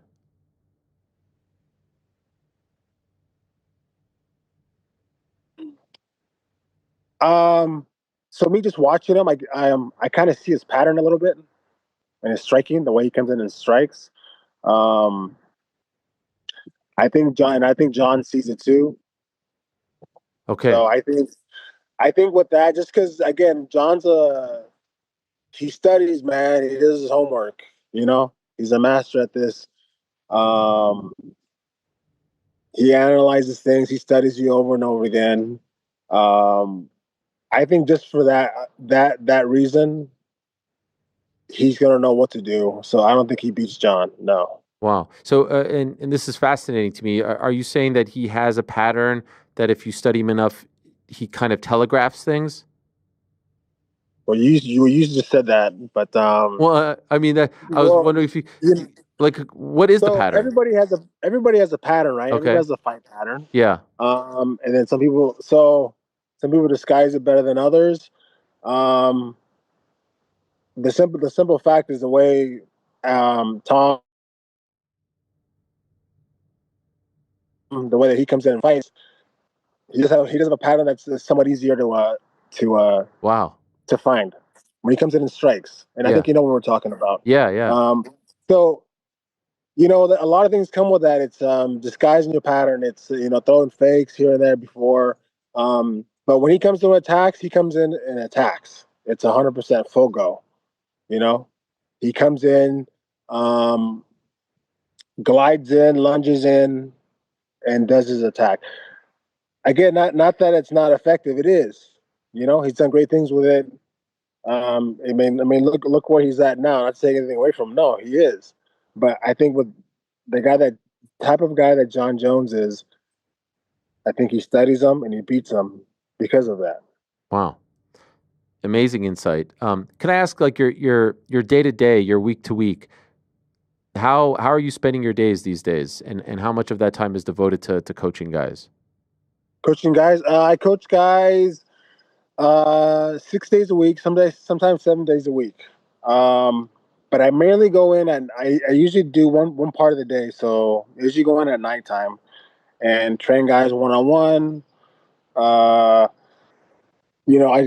have guys on the weekends that I train as well, and I mainly do on the stand up. Obviously, I can coach, the wrestling, a little bit of jiu-jitsu as well. Whatever guys kind of want to learn, but I feel like best. I can best benefit myself and others is by helping them with the striking game, Wow. and the wrestling if they needed it. So I do it 6 days a week. So that's my like work time. Again, I do the plant medicine, where I have people come in. I'll get them on a ceremony if they need it, kind of do a little integration beforehand and after. And a lot of alone time for me, going out in nature, that's one thing that we don't really get in this life, well, I guess in this time frame of life right now, we're always with somebody. We're always have a phone in our ear, but it's rare that we're just quiet inside, and quiet outside. So find a place where, it's quiet. Like that's where you really get to learn about yourself. You really get to be comfortable with yourself. You get to understand the even more the depths of yourself in a place where you don't have a lot of stimulation. Like you can always be stimulated. That's addictions. That's addictions in all these different sorts. To get rid of those addictions, be okay with yourself, with nothing. That's the true growth, the true power there. So that's kind of what I'm doing, Ariel. Is that is trying to refine myself to the best that I can. I love that. Yeah. By the way, are there people who come to you and don't know that you're a former champion that are just coming to you for this type of insight and guidance? Or is it all people within the world that know who you are? I think people, yeah, I think some people know me from like the fighting and in the past. And once we get to talk about like plant medicine, then they kind of understand that I've been working with this for a while. And again, like we're always here to learn. I'm always here to learn and teach and learn from each other and teach each other as well. But again, like I found a new passion, and that's for growth. That's for the true growth, and MMA is as well is growth of yourself. It's a lot of healing of yourself. It's a lot of learning of yourself. It's learning what you're capable of. But I truly feel like once you get to a point that once you're truly healed, you don't need to fight anymore. Mm. There's Wow. nothing there's no fighting that has to be done. You're healed. You're good. There's no more fighting. What, if you can't answer this, I understand. But we talked about this on the show. Were you aware of all the love that you were getting when you were, when you were behind bars? Were you aware? And if so, how? Like we talked about on the show. I wonder if he has any connection, is any idea of the support that you were getting, and if so, if you were aware, how did that make you feel? So I guess I could just feel the energy of what was going on, and I just knew there was a lot of energy being brought my way. A lot of people that were thinking of me, and the only people that were able to tell me was, you know, people close to me that were telling me, when they come in and see me, and they would tell me, hey, yeah, everyone, they would just say everyone is supporting you. That's all they would say. But I would feel that, knowing like what happened and where I was at, I could just feel the energy. And, I would just tap into that, man. Again, we have a lot of time a lot of alone time in jail. So, I would, you know, respond in meditation and just say thank you for all of this. Thank you for all the love. And I'm saying it now here. Thank you for all the support, all the love. Um, I appreciate it forever, and I thank you forever. Wow. Hopefully this all works out in a positive way. Would love to talk about it with you more when it's all said and done, and you can, but fully respect that you cannot at this point. I love that you're involved with the GFL. I love that you seemingly are. When I talk to you, what's so interesting, Cain, is that sometimes I think you would agree when you were, a very active and popular and champion fighter, I don't think you loved doing these interviews very much. I don't think it was a favorite part of the job for you. And you didn't give us a ton, not because you were a mean guy. I think you were just kind of reserved and to yourself. You were the antithesis of DC in a way, right, in that regard. But now you radiate such love and happiness and positivity. I find you to be such a fascinating person to speak to. So the evolution of your character is a really great thing to witness as well. Thank you, Ariel. I appreciate that, man. Again, yeah, there was a lot of learning for myself that I had to do when I was fighting, and that was, for me that was perfect. Is to just to open up this. That's what it was. I didn't want a lot of people to really get close to me. Kind of kept everyone far away. But that was my road, and again, Ariel, I appreciate it, man. Thank you for the kind words. Talking to you, likewise, same thing here. Feel the love. So, thank you very much, brother. We have your back, Cain. We're thinking of you. We're pulling for you. We hope it all goes well, and can't wait to see what you and Javier and everyone does with the GFL. And hopefully, we'll get a chance to speak later on this year as well about all of that as it progresses. So, much love, my friend, and all the best to you. Much love. Continued success, brother. Thank you. Thank you. Thank you, Cain. There he is, the great Cain Velasquez, El Campeón himself, the original. How great was that? I mean, what's better than that? Man, I can't imagine what he has been through over the past few years. Thinking of him, he's got a big date coming up in just a couple of weeks, the 24th, I do believe. He'll get his sentencing, pled no contest recently. And remember when that happened? It happened just a few months after his last appearance on the show. He was last on the show in October of 2021, happened in, I think, February of 22. The incident, which you can read about, and just, a very tough situation that he has seemingly dealt with the most amount of grace possible. And so let's see how it plays out for him. We are wishing him the best. Has always been a great ambassador of the sport, a lovely gentleman, and someone that I've really enjoyed speaking to over the years and covering. So that one really warmed my heart, and am really wishing him the best.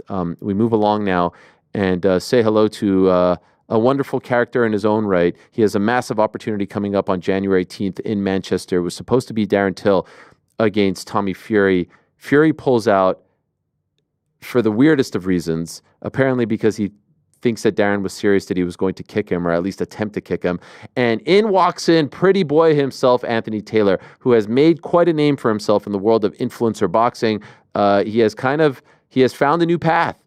He was an MMA fighter, saw an opening, God bless him, and he has enjoyed tremendous success, and now he'll be headlining this Misfits card coming up in 13 days in Manchester, 11 days in Manchester against Darren Till. A lot of attention. It's going to be airing on DAZN from the Co-op Live in beautiful Manchester, and he is kind enough to join us right here and now on the program. Let us say hello to Anthony Taylor. Hello, Anthony. How are you?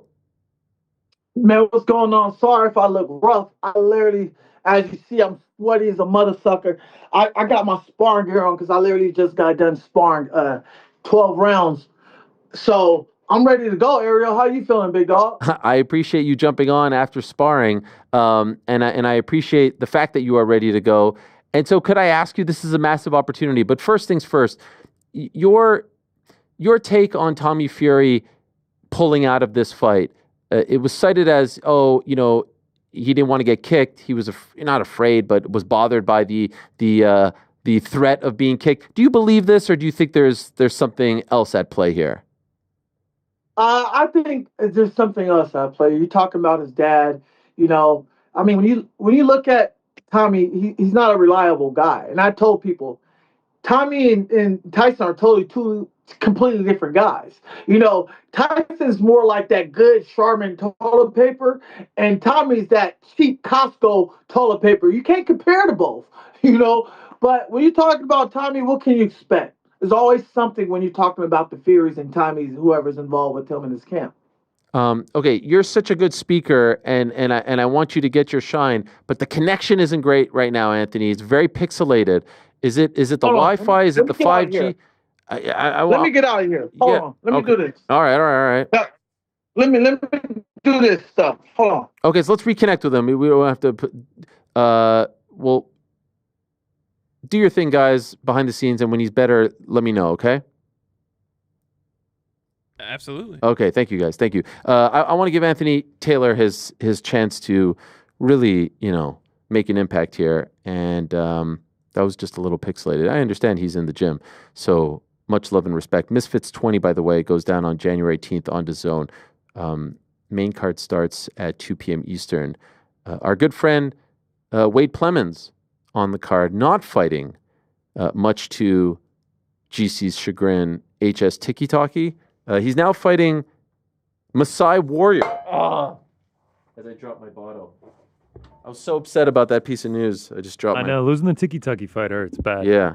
What can you tell us, by the way, of Masai Warrior? Yeah, huge one, for sure.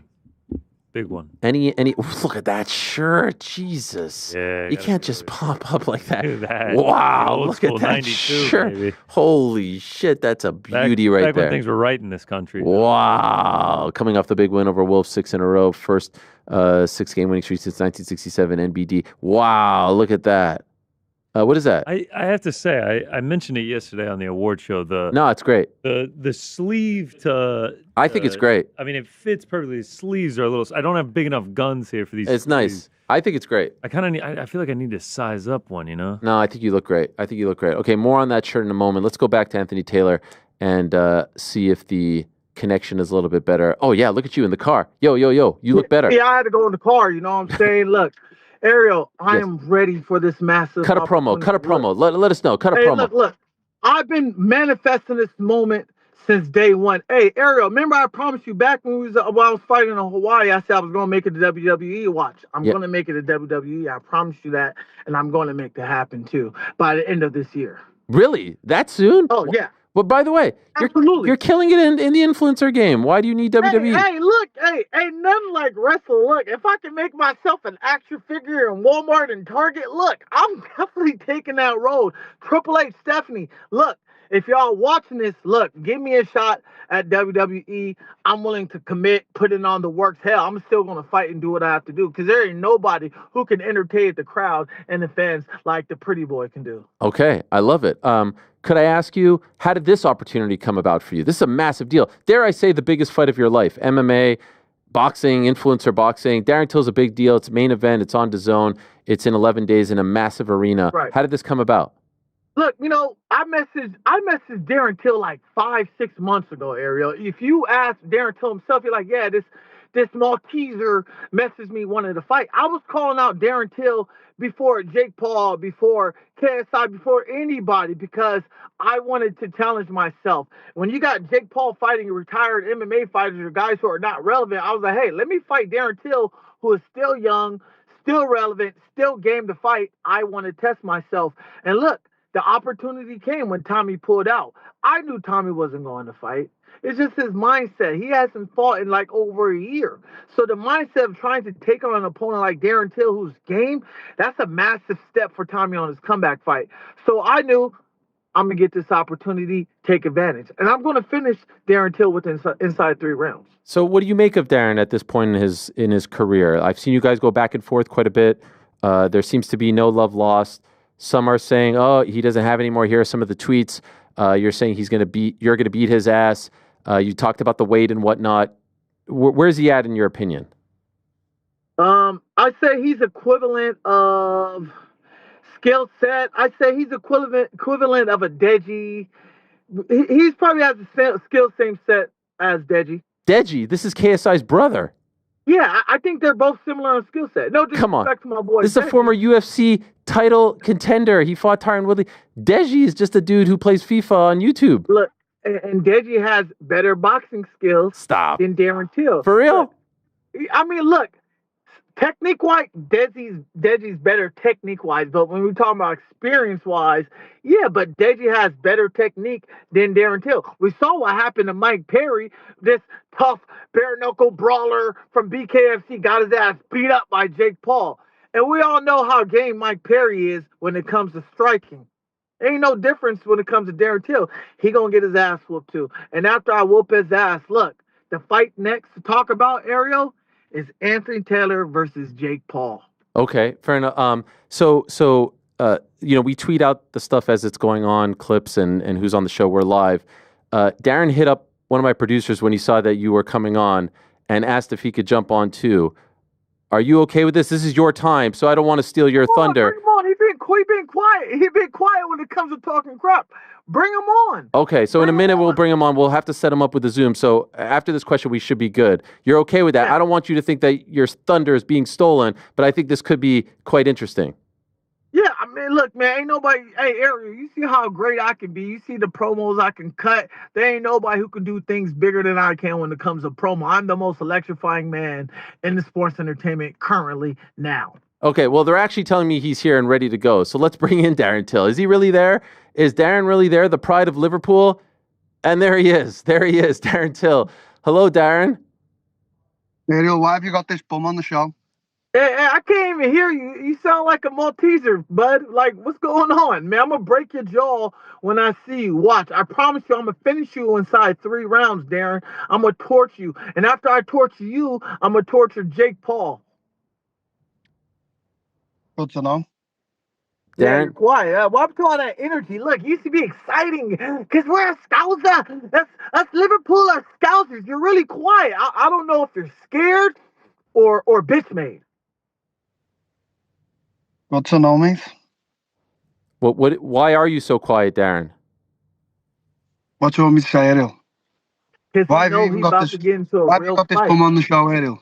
Well, you know he about to fight a real fighter who's coming with fire. If Tommy Fury couldn't knock me out, what makes you think you gonna knock me out? Why do you think Tommy Fury really pulled out the fight? Look, man, because you want me to tell you why? Because Tommy Fury heard that I was knocking all of the pro boxers who he sparred out, and he pulled out. It wasn't because of no head kick. It was because he knew I was knocking everyone out. So, I don't know what you're planning to do, but it ain't going to be knocking me out. Like, you're just going to get beat I'm going to finish you, Darren. I'm definitely going to finish you, Darren. I promise I'm going to finish you. Okay.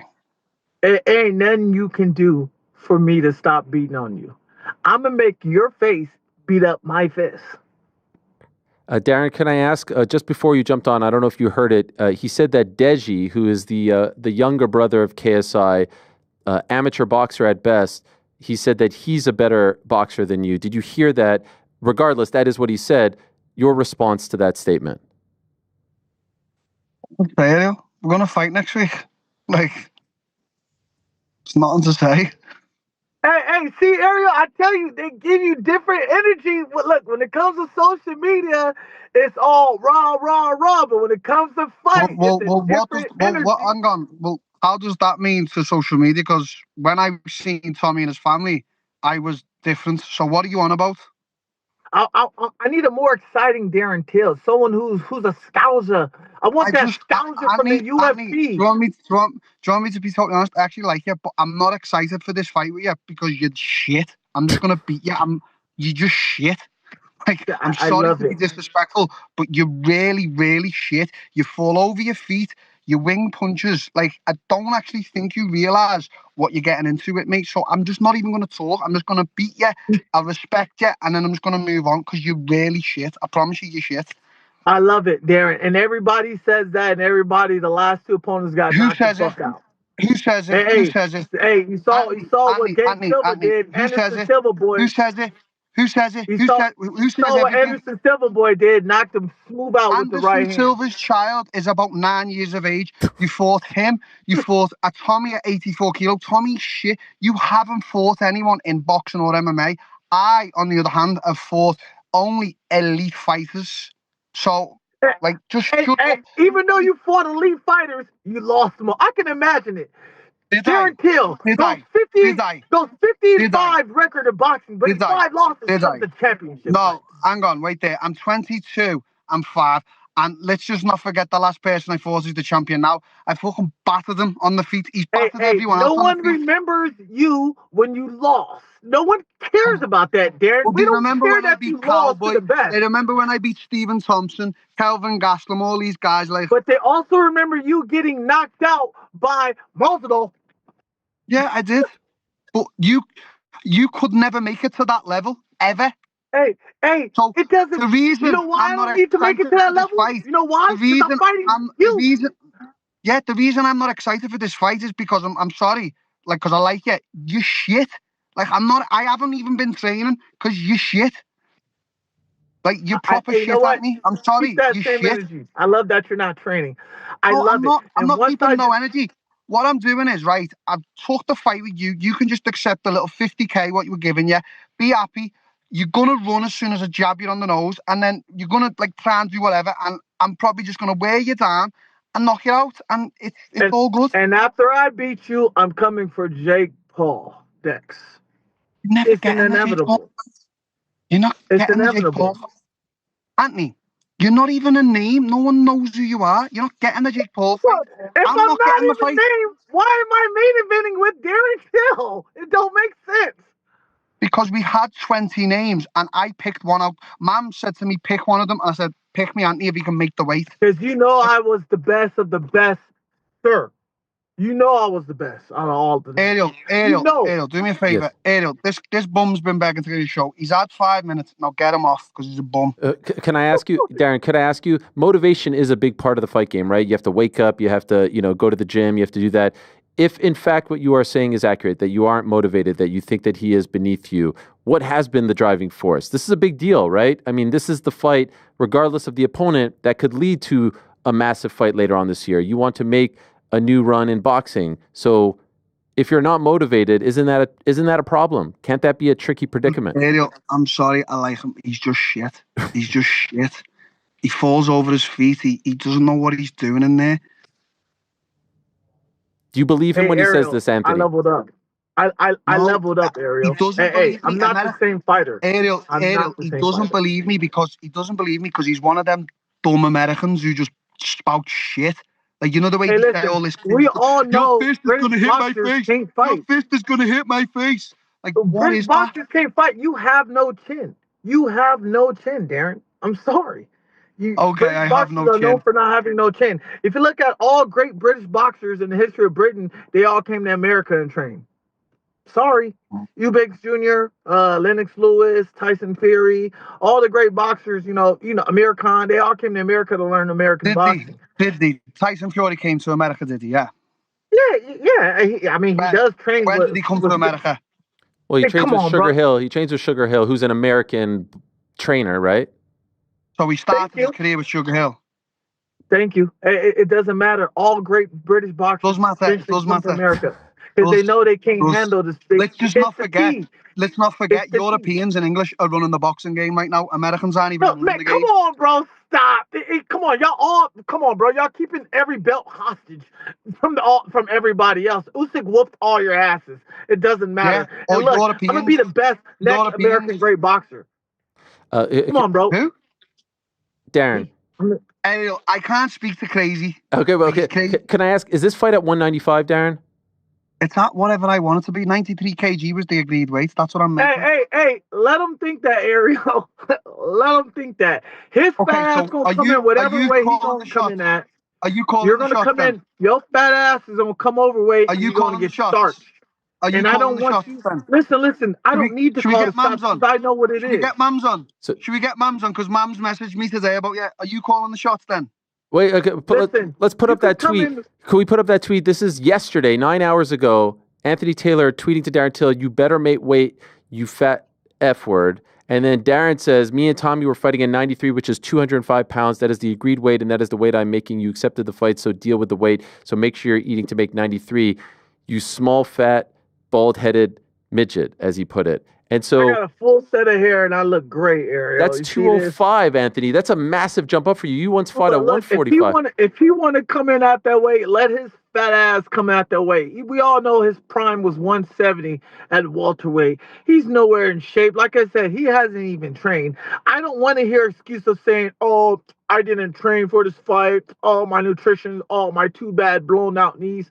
I don't want to hear excuses. When I starch him, then everybody's gonna call me the next big great thing in crossover boxing. There ain't gonna be no more Jake Paul or KSI. It's gonna be Anthony Taylor.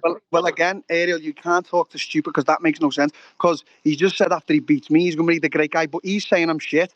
So either I'm shit or I'm great. Well, Darren, there's nothing crazy. Darren, can I ask you? Is he trying? Ariel. Yes. Ariel. Yes. Get this bum off the show right now. No. Get him off. Darren, there's nothing crazy. I told Ariel what I was going to do for the next couple of years, and I did it. And I did it. I did it. Ariel. Yes. Ariel. Yes. Get this bum off. Darren. Get him off. I told Ariel that I was going to be one of the top dogs in this crossover. No, you never told I Ariel. am I right or wrong, Ariel? You're begging Ariel every day on Twitter to come on the show. Now you've got it. I'm telling you to get off. Because you're over here speaking nonsense, so I have to speak up for myself. You can't sit here speaking nonsense. Darren, I don't see the same energy. I don't sense the same energy. I sense beta energy, not alpha energy, buddy. You're begging to get on Ariel's show. Ariel begs me to get on the show. Nah, get out of here, you fucking guy. Darren, what's going to happen next week? Is this a taste of things to come next week? What's going to happen in Manchester? No, I'm not getting into it with this weirdo. He's weird. I'll just wait till I've beat him and then we'll sort it. Then he'll be a happier man. He's getting his 50K, and it's all good. All right. Well, we look forward to it. Thank you for stopping by, Darren. Good lad. Get him off the show, Ariel. Bye, Darren. Bye, Darren. It's my time. Bye. Get him off, Ariel. There he is, Darren Till stopping by. I look forward to fight week in Manchester. Anthony, what do you make of this situation? What do you make of this? I just think it's hilarious because he really thinks he's going to come and beat me at the weight that he's coming at. I told Ariel, I make things happen, and I'm going to make it happen, and I'm going to finish this dude inside 3 rounds. It doesn't matter what he has plans. If you want to kick, I'm going to kick back. If you want to elbow, I'm going to elbow punch. Whatever you want to do, I'll do it 10 times worse. Look, Ariel, I told you this earlier, like I said, hey, Ariel, in a couple of years, I'm going to be one of the biggest names in the scene, and I am now. Because I put in the hard work. I can't be denied the hard work I put in. I train hard to make this shit look easy. And that's the motto I follow. Do you think he's looking past you, or do you think he's just saying this? Absolutely, he's looking past me. He calls me a short midget. He calls, everybody, for Christ's sakes, I'm 5'6", Ariel. Everybody I've fought is taller than me, from Bellator to now. I mean, it doesn't faze me because I know how to fight those tall guys. I know how to trash talk those tall guys. It doesn't bother me, not one bit. The only thing that I'm ready to do is get that W on my record and my hand raised when it comes to that fight. Look, I'm the people's champ, Ariel. Everybody's counting on me to beat this bum, and I'm going to beat this bum. And there's no ifs or anything. I'm going to beat this dude. That's a promise. Are the weight stuff? Are you trying to get it to below 93 kg, which is around 205? He's bullshit. He know what weight we fight at. I'm not going to get in trouble and disclose. I'm not going to get in trouble and disclose that. I'm going to let them handle that because he knows what way he needs to come out with his fat ass. We ain't playing this UFC shit because you play that UFC shit, I'm taking your fucking purse, kid. Oh, and so is it going to be less than 93? Absolutely. That's the contract I signed. It's the contract I signed. But I'm not going to say what weight Sure. we're fighting at, but it's the contract. It definitely is under 93 and it's a contract that I signed. Yeah, because I was worried. Have you ever fought that big? F no. I mean, Yeah. I probably walk around 195. Yeah, that's walk around. Yeah. That's walk around. But, me, I'm in top shape, Yeah. I'm in top shape right now. Like, I'm ready to go. Well, I'm ready to go. And do you, is your understanding that he picked you? He said he had a list of 20 guys. They picked you. Is that how this came about? It wasn't that. No, that's a bullshit lie because we all know the zone is not going to put him up against anybody just for him, like just for a main event spot on the zone. Come on, man. Everybody know that I deserve the main event, and I was the right person to fight Darren Till if Tommy pulled out. And the fans can all agree that I deserve the main event spot more than anybody. I mean, if you're putting KSI, then of course KSI is a bigger name to me. Kudos. If KSI decided to fight Darren Till, then of course he would be the main event. But other than that, there's no name in Misfits Boxing who deserves a main event, who promotes like I do, who do punditry like I do, who commentate like I do.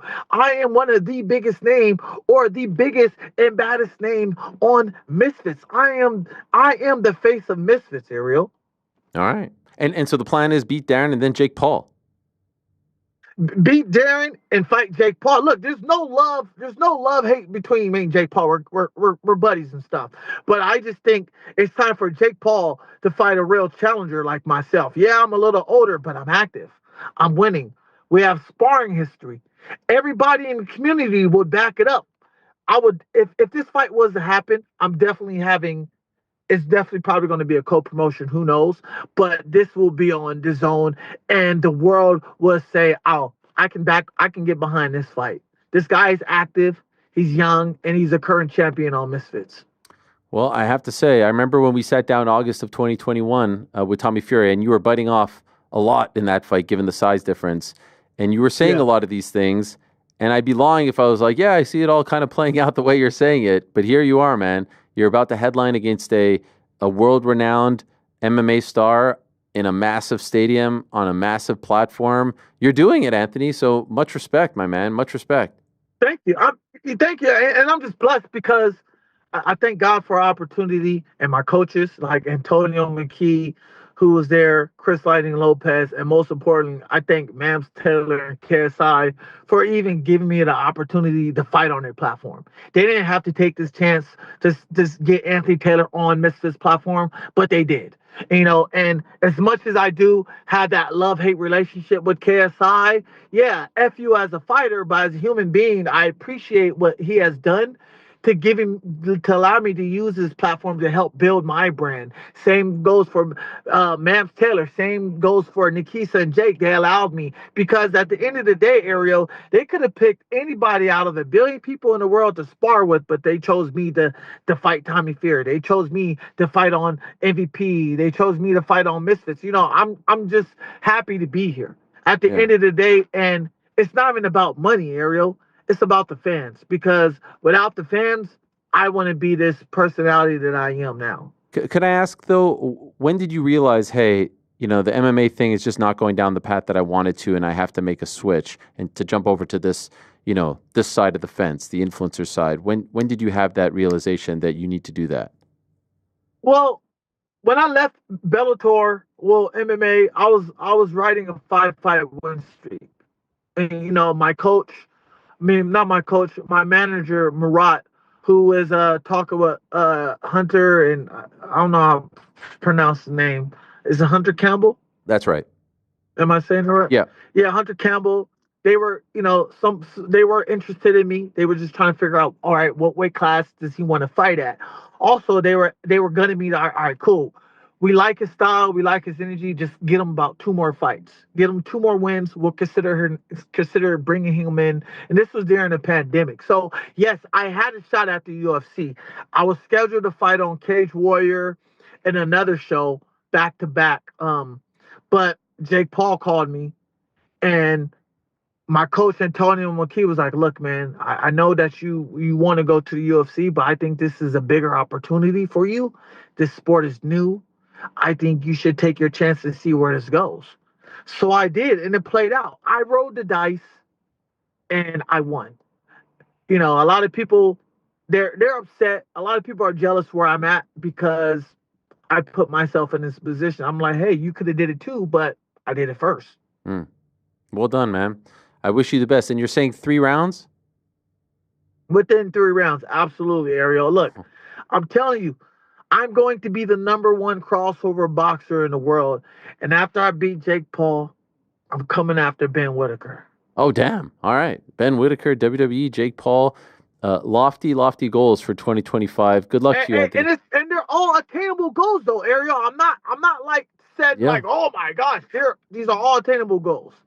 Good luck. I hope it all works out for you. Looking forward to it. Thanks for coming on. That was a lot of fun. There it is, January 18th, Co-op Live, Manchester, DAZN. Not on pay-per-view, just on the regular DAZN subscription. You could get the big fight. Looking forward to it in about 11 days, Anthony. Thanks for doing this. I thank you, brother. I appreciate you. You guys have a blessed one. Thank you, fans, for the support and everything you guys do. Have a good one. Happy New Year's. Yes, there he is. The great Anthony Pretty Boy Taylor, January 18th against Darren Till. So there you have it. Darren Till popping up.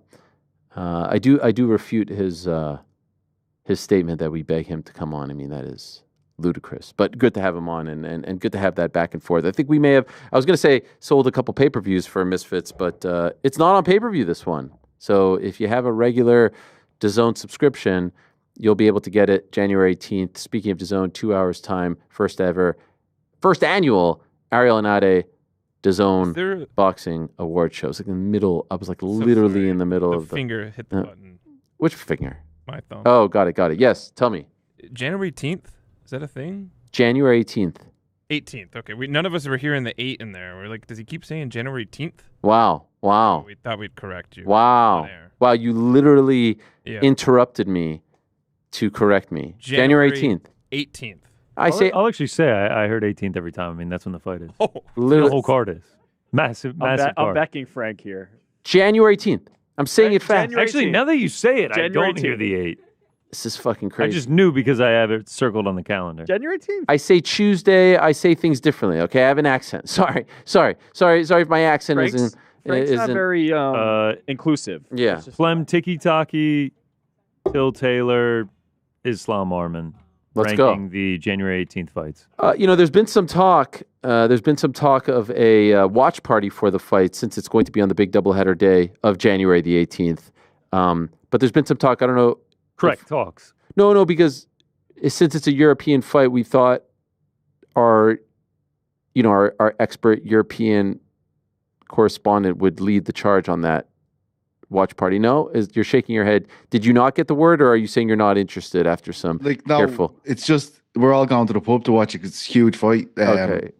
All my mates are already booked the table and everything, so I wouldn't be able to. Oh, okay. All right. Well, honestly, it wouldn't be a bad idea to have that be the watch party. You and your no, it's just there's no Wi-Fi in the pub. That's a good pub. Yeah, that's the one. GC, you'd love it, mate. You may as well fuck your phone. Is it the Hartstown pub? No, Hartstown's great Wi-Fi. You want to see what they're at doing at the place? They put new red leather over the old couches. Didn't get new couches, but just repurposed the old ones. I mean, first time it's been done with 25 years. Selling cocktails and all now. Wow. I mean, the notions. Pagronis? I don't know if they have Negronis, to be fair. Negronis. What is it called? Negroni. Oh, all right. That just sounded Thank you, John Beer. It sounded a little sussy. He says things differently. Sussy sounds a little. Oh, sorry for having an accent, Ariel. Yeah. Sorry. Yeah. Right? By the way, it's just the gimmick now. Everybody just on each other with the. Can we just talk about how PT has leveled up in the last 24 hours? I mean, showing up with the Knicks hat, a polo hoodie. I mean, not just your regular, like a polo Ralph You got the Lauren horsepower right now, PT? Can I just say something? That. No shit. As soon as I saw PT, I was like, that hoodie looks a little baggy. What's he got underneath? I'm constantly thinking about how he's gonna trick us. That's all my mind can do. That was masterful, wasn't it? I mean, I'm basking in my own glory here for the last since the show ended. The setup, boys, it actually began on the 26th of December. Do you remember when there was a miscommunication, we'll say, about something to me, and I start putting in the group, I'm so forgetful. I can't believe this, guys. I just have such an empty head. I forget everything. That's the problem with me. Yeah, I All remember the that. I way was like, back- man, you're really down on yourself. I was already setting this up. I had already decided to do this before Christmas. So I'll be honest with you, right? The two easiest marks are Ariel and GC, and I'm not trying to abuse them because of this. The reason I'm saying this is because Ariel's one of my great friends.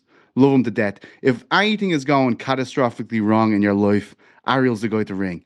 In crisis situations, he's completely calm.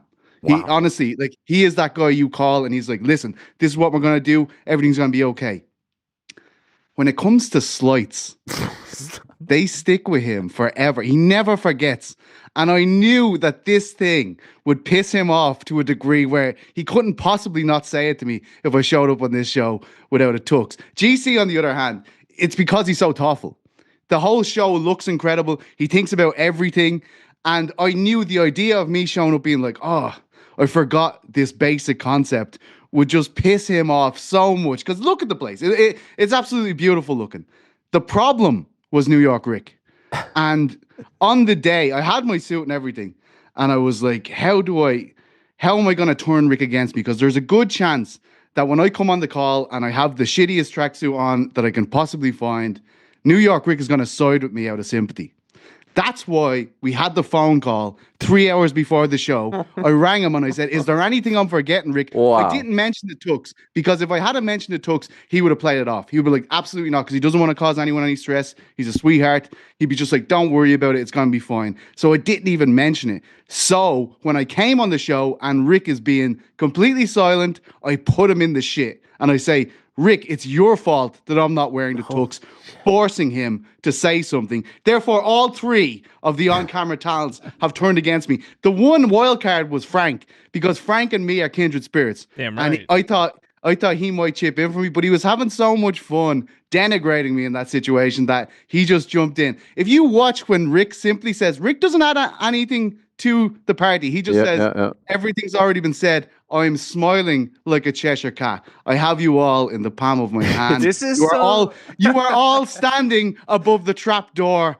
And then this is some unusual suspects. Yes, unusual suspects. Beautiful. This is tactical. This is thought out. This is thorough. Hey, even down to the tracksuit. A little mental, to be honest. On air, Jordan, Mysterious Frank, and Andy know about this. We were doing sound checks. Remember the new microphone episode? I wore the full tracksuit on there. Like, I wasn't thinking about it then, but I just remember their reaction when they saw this thing. They were like, that is the most disgusting tracksuit I've ever seen in my life. Well, so I made sure to stick that word one on we used. I've gone back and rewatched it, and to see your face and the smile, like you're clearly trying to contain the smile because you're loving it, and we're just killing you and think that we have you, by the scruff of your neck, and you're just you're taking it all in. The trap door. The way you took your time was beautiful. In fact, we could talk about it. For those that missed it, it's the moment of the year. It's our version of Robbie Lawler versus Carlos Condit circa UFC 195. Fight of the year on the second day of the year. This is it. Take a look. You just got a jumper on. Yeah, like actually on a random Tuesday, you're dressed up more than you are today. It's an Irish tux. No, this is my usual attire. I mean, this you is the couldn't even have given us like the tracksuit with the chicken fillets, something, I got a lot of wear over the Christmas. I'm not going to lie to you. But listen, I have a confession to make. I'm actually more than you boys. Of course. Wow! Oh my God! Incredible! Holy shit! Wow! Of course I do. Oh my Thank you very much. All right, Ariel, you really have to break the fourth wall now. You really have to break the fourth wall on what you texted Petesy before the show. I literally wrote to him, Tux, and he wrote, oh shit. And I'm sitting there eating with you guys. Oh my God. What a wow. That is fucking incredible. Holy shit. Hey, wow. Yo, I've even got a little cocktail going here. Wow. And you got the freaking. Oh my God. Wow. Beautiful. I was actually wondering about the neck. I was like, the neck isn't going all the way up. Do we just have a short neck here? What's going on? You're padded by the tuxedo, though. I know. I'm actually pissing sweating here. I've been sitting in here for a half an hour wearing 4 layers. It's gotten pretty wild. I feel like I'm going to my debutante ball here. This is fabulous. Oh my God, look at that. Shout out to our friend Jason, man, Petesy Carroll with the work of the year. And then minutes prior, the fact that Petesy Carroll is still in his St. Stephen's Day tracksuit is appalling. That was the sentiment right then. I mean, I had so many messages of people who were watching it live going, "How did you not wear a tuxedo?" And then obviously a couple of minutes later, like, "Oh, but here, Ariel, I wanted to ask you. Do you remember the text? I hoped, right, when you sent me this text, Tux question mark, and I said, oh shit, I hoped you were around the lads, and I hoped you went, oh, I'm a little bit disappointed with PT, you know, I bring him onto the team. You know, he's not wearing the... I was literally sitting with that, and I was like, look at this guy. Like, this fucking guy, PT. That might as well have been word for word. Confirmed. That's exactly what he said. It was one of those, like, I'm not upset, I'm just disappointed type things. Yeah. Can we talk about the dance though? My favorite is the dance. What's going? This dance move right here. I was pissed. No.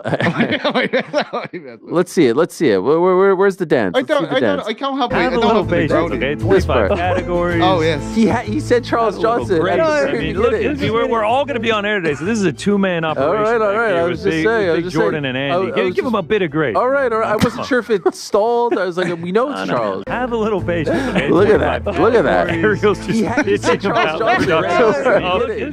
He's dancing with a Negroni. All right. I was just saying. This is akin to just an end zone touchdown. You are just loving life. Gosh, I don't know what's better, the PT dance or the PT, the PT quarterback. That one? Oh, yeah. What's better? Column A or column B? What's better? They're both great. The football's still for me, but the smile in the football one is insane. They're both great.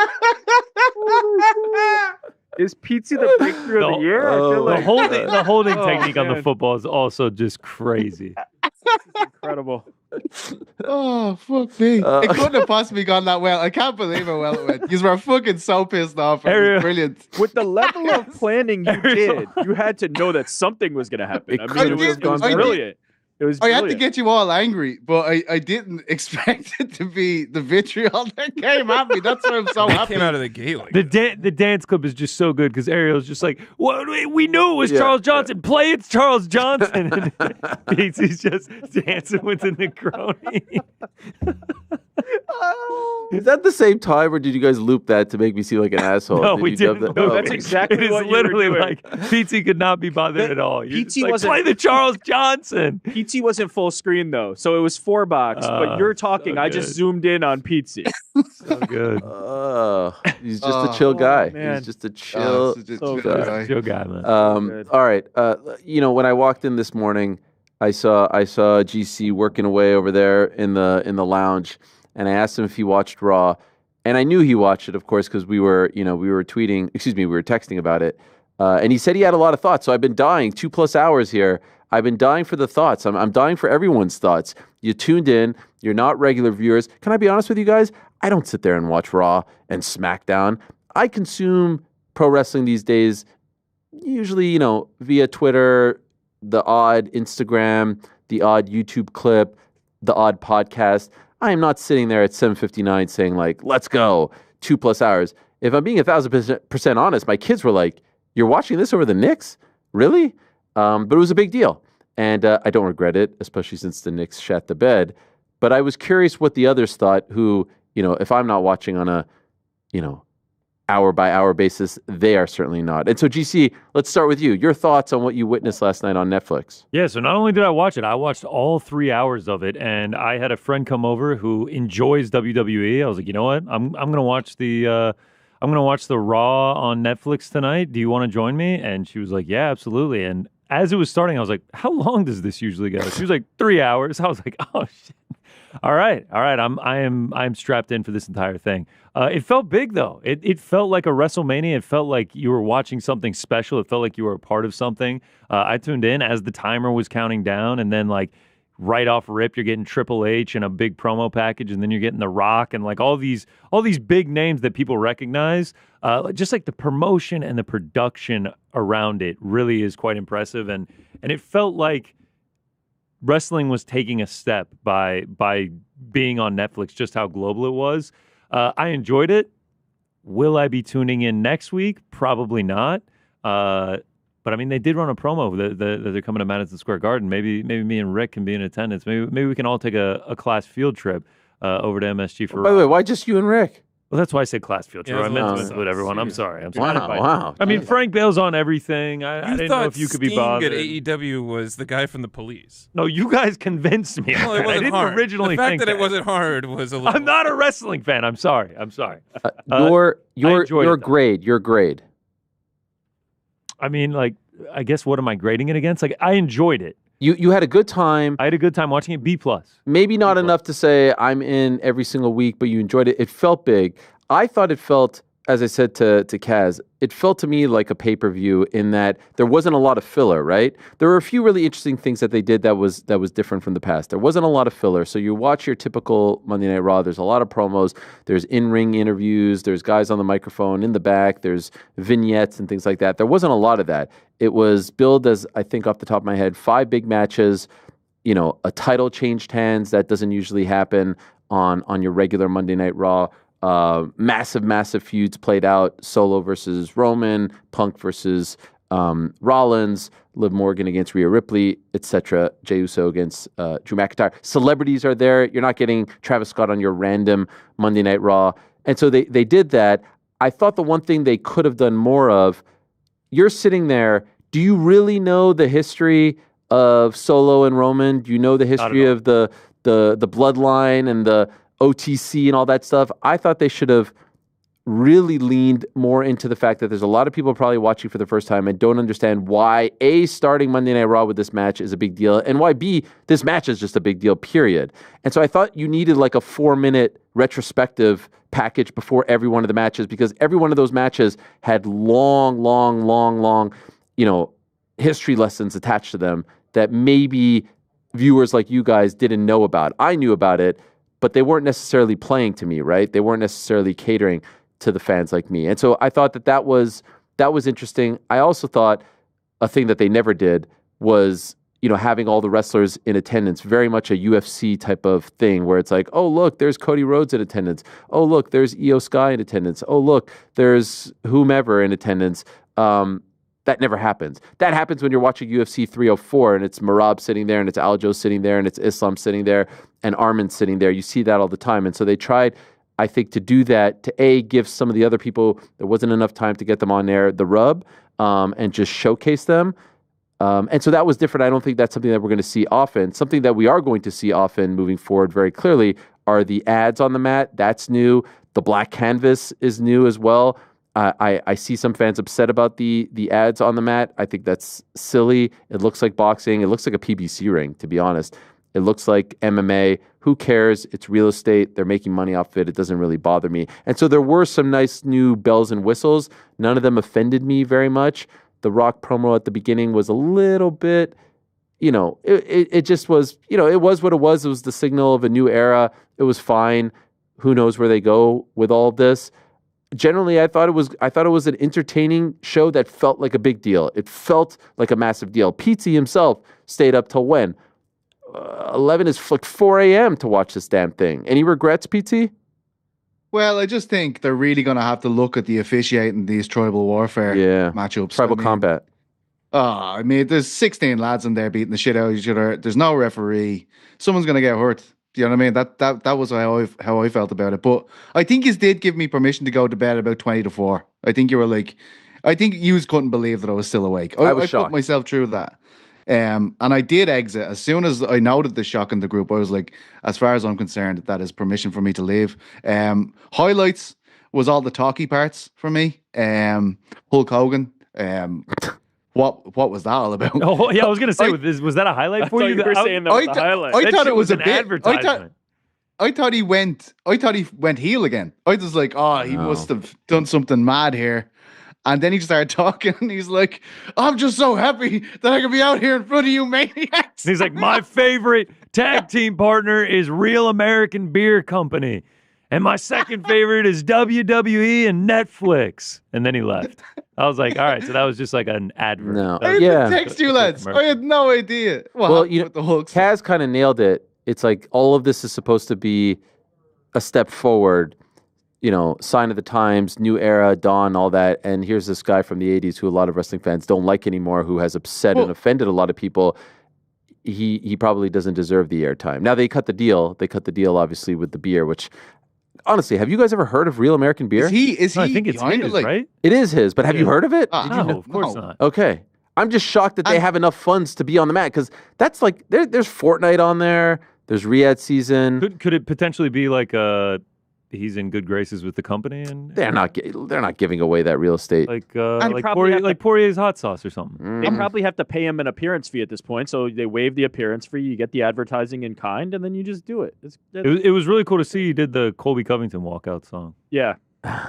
But is it? By the way, isn't that fascinating? Suggest that, well played. Like, it's kind of suggesting that they offered him up as a sacrificial lamb. Did I misinterpret what he was saying? I think my interpretation was that it was just a swing and a miss. They didn't expect people to react that way. I mean, look, he was just at the UFC event, and I know it was different. It was just a walkout. But I don't think anyone in Tampa really batted an eye. And worth noting, he is a Tampa guy, and Florida's a little different than California from a political standpoint. But as Kaz mentioned as well, Taker was there, and no one really reacted negatively to him when he showed up, and he's a big Trump guy too. So I think it's a lot of the racist comments that have been attributed to him, and just the stuff that he's been a part of over the last 10, 15 years. Wrestling fans, they tend to forget, but I was honestly shocked at how loud the boos were. I thought there'd be like a smattering of boos, but the man who was once billed from Venice Beach, California, doesn't seem to be loved in that part of the country anymore. It's also part of that culture, right? Once the first round of boos hits, and then they see everybody doing it, it's like, all right, we're just going to destroy this guy. And yeah, I mean, if I'm in a crowd and everyone starts booing, I'm probably just going to start booing too. It's a bit of a shame, because I think for the most part the matches were all entertaining. Like I said, it felt big. That promo, the cold open that they aired before the show was great. It was written by Mark Kriegel, who's an incredible talent. And so everything else felt like it hit.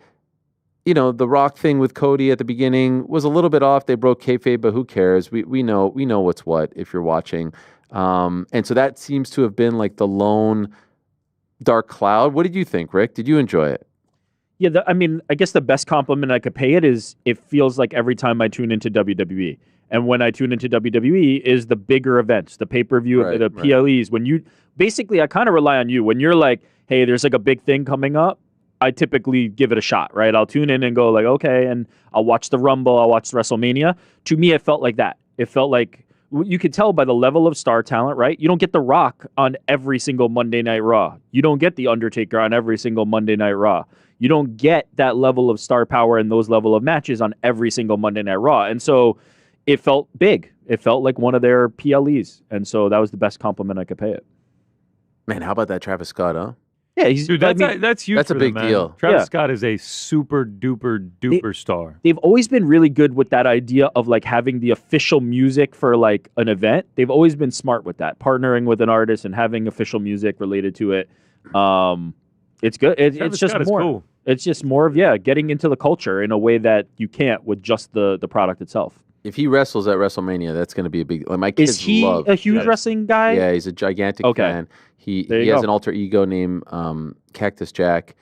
He walks out with the hardcore belt. I've seen that McDonald's had a meal called the Cactus Jack meal. Cactus Jack is like his thing, though. Like beyond the wrestling. Nike shoes and everything. Yeah. Like that is his thing. He has a drink called Cacti. Like that's just like his nickname. Connor, is Cactus Jack. There's a guy named. Yeah, I know. I understand that. I actually had no idea until this morning. I was just like, "What do you mean, Cactus Jack? That's Travis Scott." And you're like, "No, it's McFoley." McFoley. He's got a van. I did get a pretty big kick out of when The Rock was leaving and they were showing it, and he's just like ripping Terramana straight from the bottle, and then he gets in his truck and drives off, and McAfee's like, "Shout out Terramana!" I was just like, I don't know about that one. Yeah, it's Netflix. It was very like AGM at the start, and I thought The Rock was great. Like if you put someone else in that situation where he has to go around and shake a load of billionaires' hands, I don't think they would have done it as well as him. So fair play to him for pulling that off. I was really into like the first hour or so. Like that first match was mental. I know who those boys are because of the Sami Zayn thing you sent me down before, Ariel. Yeah. So And I thought the commentators, like, I haven't watched it. I don't think I've watched it since then. I can't remember the last one I watched, but they did a good job of explaining the relevance of the necklace thing he was wearing and stuff. Like I knew what the gist of it, you know, before they threw down in tribal warfare or whatever it was. Yes, tribal warfare. That's it. Shout out to our guy Paul Heyman, and shout out to Macaulay Culkin in attendance. And to know what I heard? Yeah, I was expecting a big pop at the Helwani household for old Macaulay. Oh, that's my guy. I saw on social that Kieran was also there. Why didn't he get some love? The better Culkin. Well, the more relevant at the moment. Let's call it what it is. But I mean, he's winning awards everywhere. He's in great movies and TV shows. But they've been Home big Alone fans for a while. They were gearing towards the millennials or whatever my age demographic is. Gen X. I was thinking though, can I say, like, obviously UFC have a massive deal. You know, their broadcast deal is up at the end of the year, and you know, as I said, I've watched WrestleManias and stuff like that. I thought the opening part was so impressive. The arena looked amazing. Is that the Intuit Dome? Yeah. Yeah. Wow. What a place, huh? With all those lights and everything. That's where the Clippers player, and that's where UFC 311 is going to be. Yeah, and then they had the sheets over the ring before Triple H was revealed. Like, I thought all that looked really cool. I was thinking, imagine what it would look like if Netflix went in with the UFC. Would they do something big and boisterous like this? That would be pretty cool. This is one of the stories to watch. Netflix are getting into sports, live sports, episodic sports, and the UFC has figured out, just like the WWE did, almost every week. They're not 52 weeks. WWE is, and that's brilliant. UFC is about 43, but you know they could easily up that number easily. Not and plus when you consider Contender Series, there's definitely 52 events that can fill the calendar. Does Netflix get involved in MMA? And with all due respect to the GFLs of the world and the PFLs of the world and all, like, if Netflix is getting into MMA, they're getting involved with the UFC. No ifs, ands, or buts. And so this is going to be one of the stories. They're right there. Ari Emanuel's right there. Mark Shapiro's right there. They are the heads of TKO. We know about the relationship with Dana White and Nick Khan and these executives. It's all right there. And I still maintain ESPN is still involved, but I would not be shocked if it's an ESPN Netflix play, ESPN Amazon play. And right now I feel like the place to be is Netflix. Everyone, once that door is open, it was the big question. Would they get into sports? Now the answer is yes. And this is the place that everyone wants to be. Everyone around the world at the exact same time can watch. You can promote it on the same platform. It's ready to go immediately after to replay. I mean, it's just next level stuff. It's next level stuff. I was expecting at one point throughout the night just to hear, I'm bulletproof, nothing to lose, fire away, fly away. I was expecting Stephen Bunting to come out. Dart semifinalist? Yeah, I was he's just such a big deal. I was expecting him to come out. He's got the physicality. Yeah. You know what I mean? It did not happen, but Petesy, we do have to put the darts to bed. I mean, you are a darts expert. Luke Littler getting it done, 17 years of age, making history. I mean, look at the aura. That is aura right there. I mean, look at that young man. Just an absolute stud. He beats the legend MVG. It was never close. Your thoughts on what he pulled off? Well, I've never seen anything like him. Not since Phil the Power Taylor. Phil the Power Taylor, obviously a lot older, longer in the tooth when he was going about business the way he was. I think it's 16 world titles he has. That's Littler's first. I think he's going to beat it. He's like a bulldozer out there. Like, MVG is just a god of darts, and Littler smoked him. Like, what was I texting you before, Ariel? I was like, I just hope it's competitive, because we knew if Littler shows up the way he has been, he would just go through him. And, you know, three sets in, you have to win 7 sets, is it, to win the game? Three sets in, 3 up Littler, and you start feeling sorry for this legend MVG, who used to be the bully up there. You know, he used to be making you feel bad about Phil the Power Taylor towards the back end of his career. Littler 17 doing that to him. The sky is the limit. And look, the energy he injected into it over here, like he's made it a much bigger thing. He is a big story in the UK and Ireland.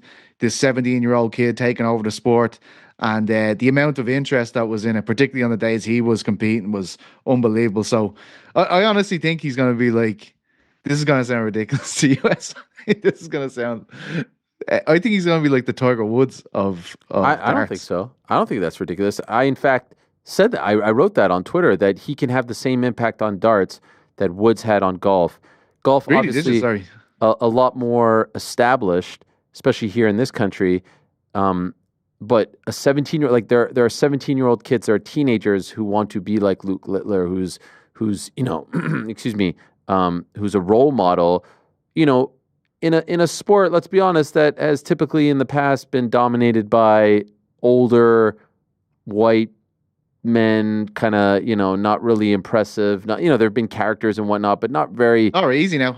I'm just saying to have a young kid okay. and see how the country and the continent, and to a degree this country as well, you know, be captivated by his exploits. It's very, very impressive. Now, I do want to ask you, a lot of people got mad at me on Thursday evening when I said that essentially Bunting, who is a lovable babyface of all babyfaces, he bottled it.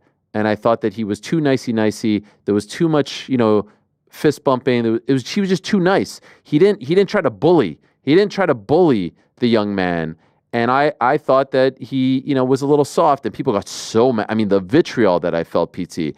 Is there something to that? I mean, was I that off? I mean, look how lovable he is. He's lovable. I get it. That's the thing. That's the problem. You see, that's what you misjudged the fanfare surrounding Bunting. He's like, I believe they were referring to him as he was playing as the TikTok darts player, because he's got a whole generation of fans on TikTok, apparently, or social media, that have fallen in love with him. He is a great story because he was a solid darts player for years, and he was just about to pack it in. He was like, I'm just not, the juice isn't worth the squeeze anymore. And then I think the last 12 months, he's won 3 majors, I believe it is. He's won a world championship. So he's just like, I'm trying to think of an MMA equivalent, like a person who everyone loves. It'd be like Volkanovski losing against Islam and someone going like, geez, you could have tried, mate. You know what I mean? You know what I mean? It would be that kind of extent. It's because of who he is. You're some kind of pissed, by the way, because we did talk about this, and you did make me feel... I agree. You made me feel like I was correct in my assessment. In fact, I think you went out of your way to say that's tremendous analysis. So I was like, all right, stamp of approval. Did you not? And then I went on Twitter, and I thought you were going to come help me out. I thought you were going to have my bag, and you left me out there to dry. Trapdoor. Oh, my God. Yeah. God. No, what it is, like, I think I'm speaking to my friend here. Like, I mean, I don't expect him to go and put everything I'm saying to him on social media, but like, that's just you, I guess. But I didn't screenshot our conversation. You just gave me the confidence to run with this assessment. After I tried it out with you, you said I was spot on, and then you. It was a very, very in depth. It was a voicemail as well. Like, so I was like, listen to the darts going, you know, this lad's making solid points here. Like, he is making very solid points. I mean, at one stage, he celebrated a 170 that Littler hit just before. Like, I mean, the next leg, it was over, and he's doing the back of the net thing, kicking it in. I was like, come on, mate. You know what I mean? What is this? You're meant to be tungsten warriors. You're up with the Yoki there. The world is watching. Come on, mate. Let's have it. Step up. And he didn't give it to us. You know, I agree with you there, but I was going Bunting mental, as they say. You know, I was hoping Bunting would give him a better game. There is some type of mentor situation there between Littler and Bunting as well. Like, I think he mentored. Listen, when he was a kid. I don't believe in fraternization among competitors. All right, you're Tungsten there. Warriors, yeah. I mean, it's the ultimate proving ground. There's a trophy to be won. There's a big check to be won as well. Nevertheless, he did get included into the Premier League. That was a big announcement yesterday. So congratulations to him, and congratulations to the PDC, to the Hearn family. I understand the deal's up with Sky. They are set to probably make a lot of money with the state of things, and we did confirm that they're coming to New York City end of June. Might have to bring you out, PT, for the pilgrimage to Madison Square Garden, the darts at MSG. Could you imagine such a thing? You know, I think they need to get as many European people in there as possible to show the Yanks how to do it, because the darts, from a fan point of view, is the most electrifying thing in the world. Honest to God, I went out with my mates for a for a few drinks over the Christmas, and there's like 8 of us. It was after we recorded the European previews and things like that, so it was on a Sunday, and I went out, and there's this poor dude in the local pub playing a guitar, but they put the darts on in front of 8 lads, and then like we're all betting on like how many 180s there being it. So every time a triple 20 went in, this lad's playing like, you know, Neil Young songs or whatever. Every time one goes in, we're like, yeah. He heard about 3 songs in and packed it in. I felt really bad, but I mean, Christmas time is darts time. What do you want me to say? Of course, it's a wonderful time. It's a wonderful time of the year. And how about Littler when we met him? What a down to earth dude. Oh, I forgot you were here that day. Yeah. Oh, what a mess of a day that was when they had the wrong address, and I was pissed. And I think Deontay Wilder no-showed us. I forgot you were there that day. Yeah, of course. Talking about Ten Hag at the time, United, what was going to happen. Yes. I remember that day. It was an awful day. That was a great day. It was a great day. It was good memories. What was so good about The it? dead rabbit. And that's why we decided not to move me to New York. classic. The impact I had on the studio that day, I mean, within 10 minutes of my arrival, I fucking destroyed everything. Oh, everything went to shit. Honor Jordan's already looking at darts tickets. You can crash with me. I thought you were going to say something else about On Air Jordan. We did have a discussion before the show, and I very boldly stated that today we would have a hard out. Now, for me, yeah, I mean, yes, he put that up there. Wow, okay. It's an immovable deadline at which time someone must leave somewhere or something must conclude. And yes, I have mentioned the term hard out because, as you know, we like to play 2 on Tuesdays, and we do have our big award show coming up in about 90 minutes time. But, you know, we went a little long with 86 minutes. Yeah, it's not about, we actually have a hard start for that one, which is why we try to create a hard out for this one. I was really confident. I was really confident. And instead you bled over, just it's like lollygagging about darts. Confidence to the bank. Like, I was really confident. Every darts let it just be known. You started the darts at like 321. I was like, wow, he's going to nail this. I should have gotten your ear. I should have been like 60. You did not Littler the hard out. 5. Let it be known I never had any faith at all. Hey, while we're here, since we're just meandering about to this hard out, John Cena -190 Royal Rumble. Should I just take it to the bank? That speech last night got me fired up. Definitely. I think you should. I don't love it, if I'm being honest. What? Who's gonna win? Not John Cena. The Hulkster. If I'm being honest, Rhodes Cena does very little for me right now, and I hope does very little for you, or does very little. Period. Oh no, it'll be a big story. Okay, all right. I just don't think John Cena should. I'm gonna get my biggest pair of jorts. You don't want John Cena in the title thing. You just want him doing like other stuff. Yeah. Hey, I have to say, Cena's style holds up, man. John Cena opponent? Who's like the one? It's the Hulkster. The Undertaker. Here's my problem. Petesy making jokes. I'm just going to ignore them. This is a serious conversation. Here's my problem. We know he's not going to win. He's leaving town. He's leaving the territory. He's leaving the business, right? Right. So you give him one more Royal Rumble win. No, but the Royal Rumble win leads to the title fight against Cody, and we know he's not going to win that match. I know, and then he loses that one. Then I don't care. The greatest he's part. He's putting Cody over. The greatest part of the speech last night. So I'm saying him winning Royal Rumble spoils WrestleMania, essentially. It's not just. I'd rather that opportunity go to someone who needs the rub. John Cena doesn't need that rub. So then you have about your feelings. I care about the business model. Yeah, I don't. You have to match make right now. Then who is the opponent for Cody, and who is the opponent for Cena? I need opponents. It can't just be. Can I just say something like? John Cena going up against Gunther, who's the other World Heavyweight Champion, he needs that rub a little bit more. So being involved in a feud, the irresistible force that is Gunther going up against Cena, one last hurrah, makes a lot more sense. And I know there's a backstory with Rhodes and whatnot. It just doesn't do the same. Okay. It doesn't do the same. It feels like a wasted opportunity to give someone else the rub. The spot right now, I don't know. You're putting me on the spot. Like even a John Cena. You know what? I'll tell you what. John Cena versus Drew McIntyre, because Drew McIntyre right now is all about how like the business has screwed him, right? And so him taking offense to John just waltzing in there and getting all these opportunities, one last hurrah. Hey, bud, you're yesterday's news. I've been here busting my ass, missing out on birthdays, missing out on graduations, on holidays, and you think you could just come back and take your spot like it was in 2006? No. That's not going to happen. And so I could see something there. You know what I mean? Okay, so Drew, the salty guy, trying to take out the other guy. And in doing so, John puts over Drew. Here's something that I need you to confirm for me. But I have heard this, and I'm not as tapped in as you.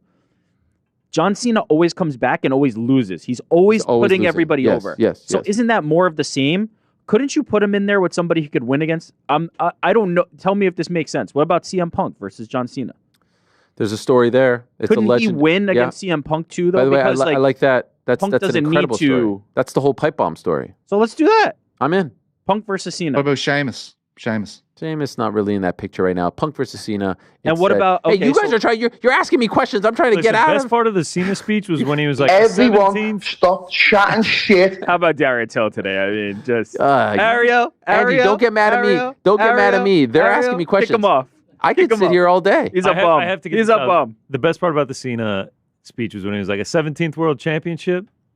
I just can't see it. I got a big pop about it. I was like, Johnny. Big Johnny. By the way, could we just mention, how about UFC Seattle? Officially, the UFC confirming that on February the 22nd, it will be headlined by Henry Cejudo versus Song Yadong, co-headliner. And, I mean, I think that's an apropos title. Rob Font versus Dominic Cruz? Yo. Oh, shit. Not bad, right? I don't like it. You don't like it? That's What interest do I? No, I'm not. I'm For not a judging fight night? No. I'm not judging the quality of the competitors. That's not the fight I want for Dominic Cruz. I don't know. I'm just happy to see Dominic in the mix again. I mean, he's got a fight. He's got a fight too, man.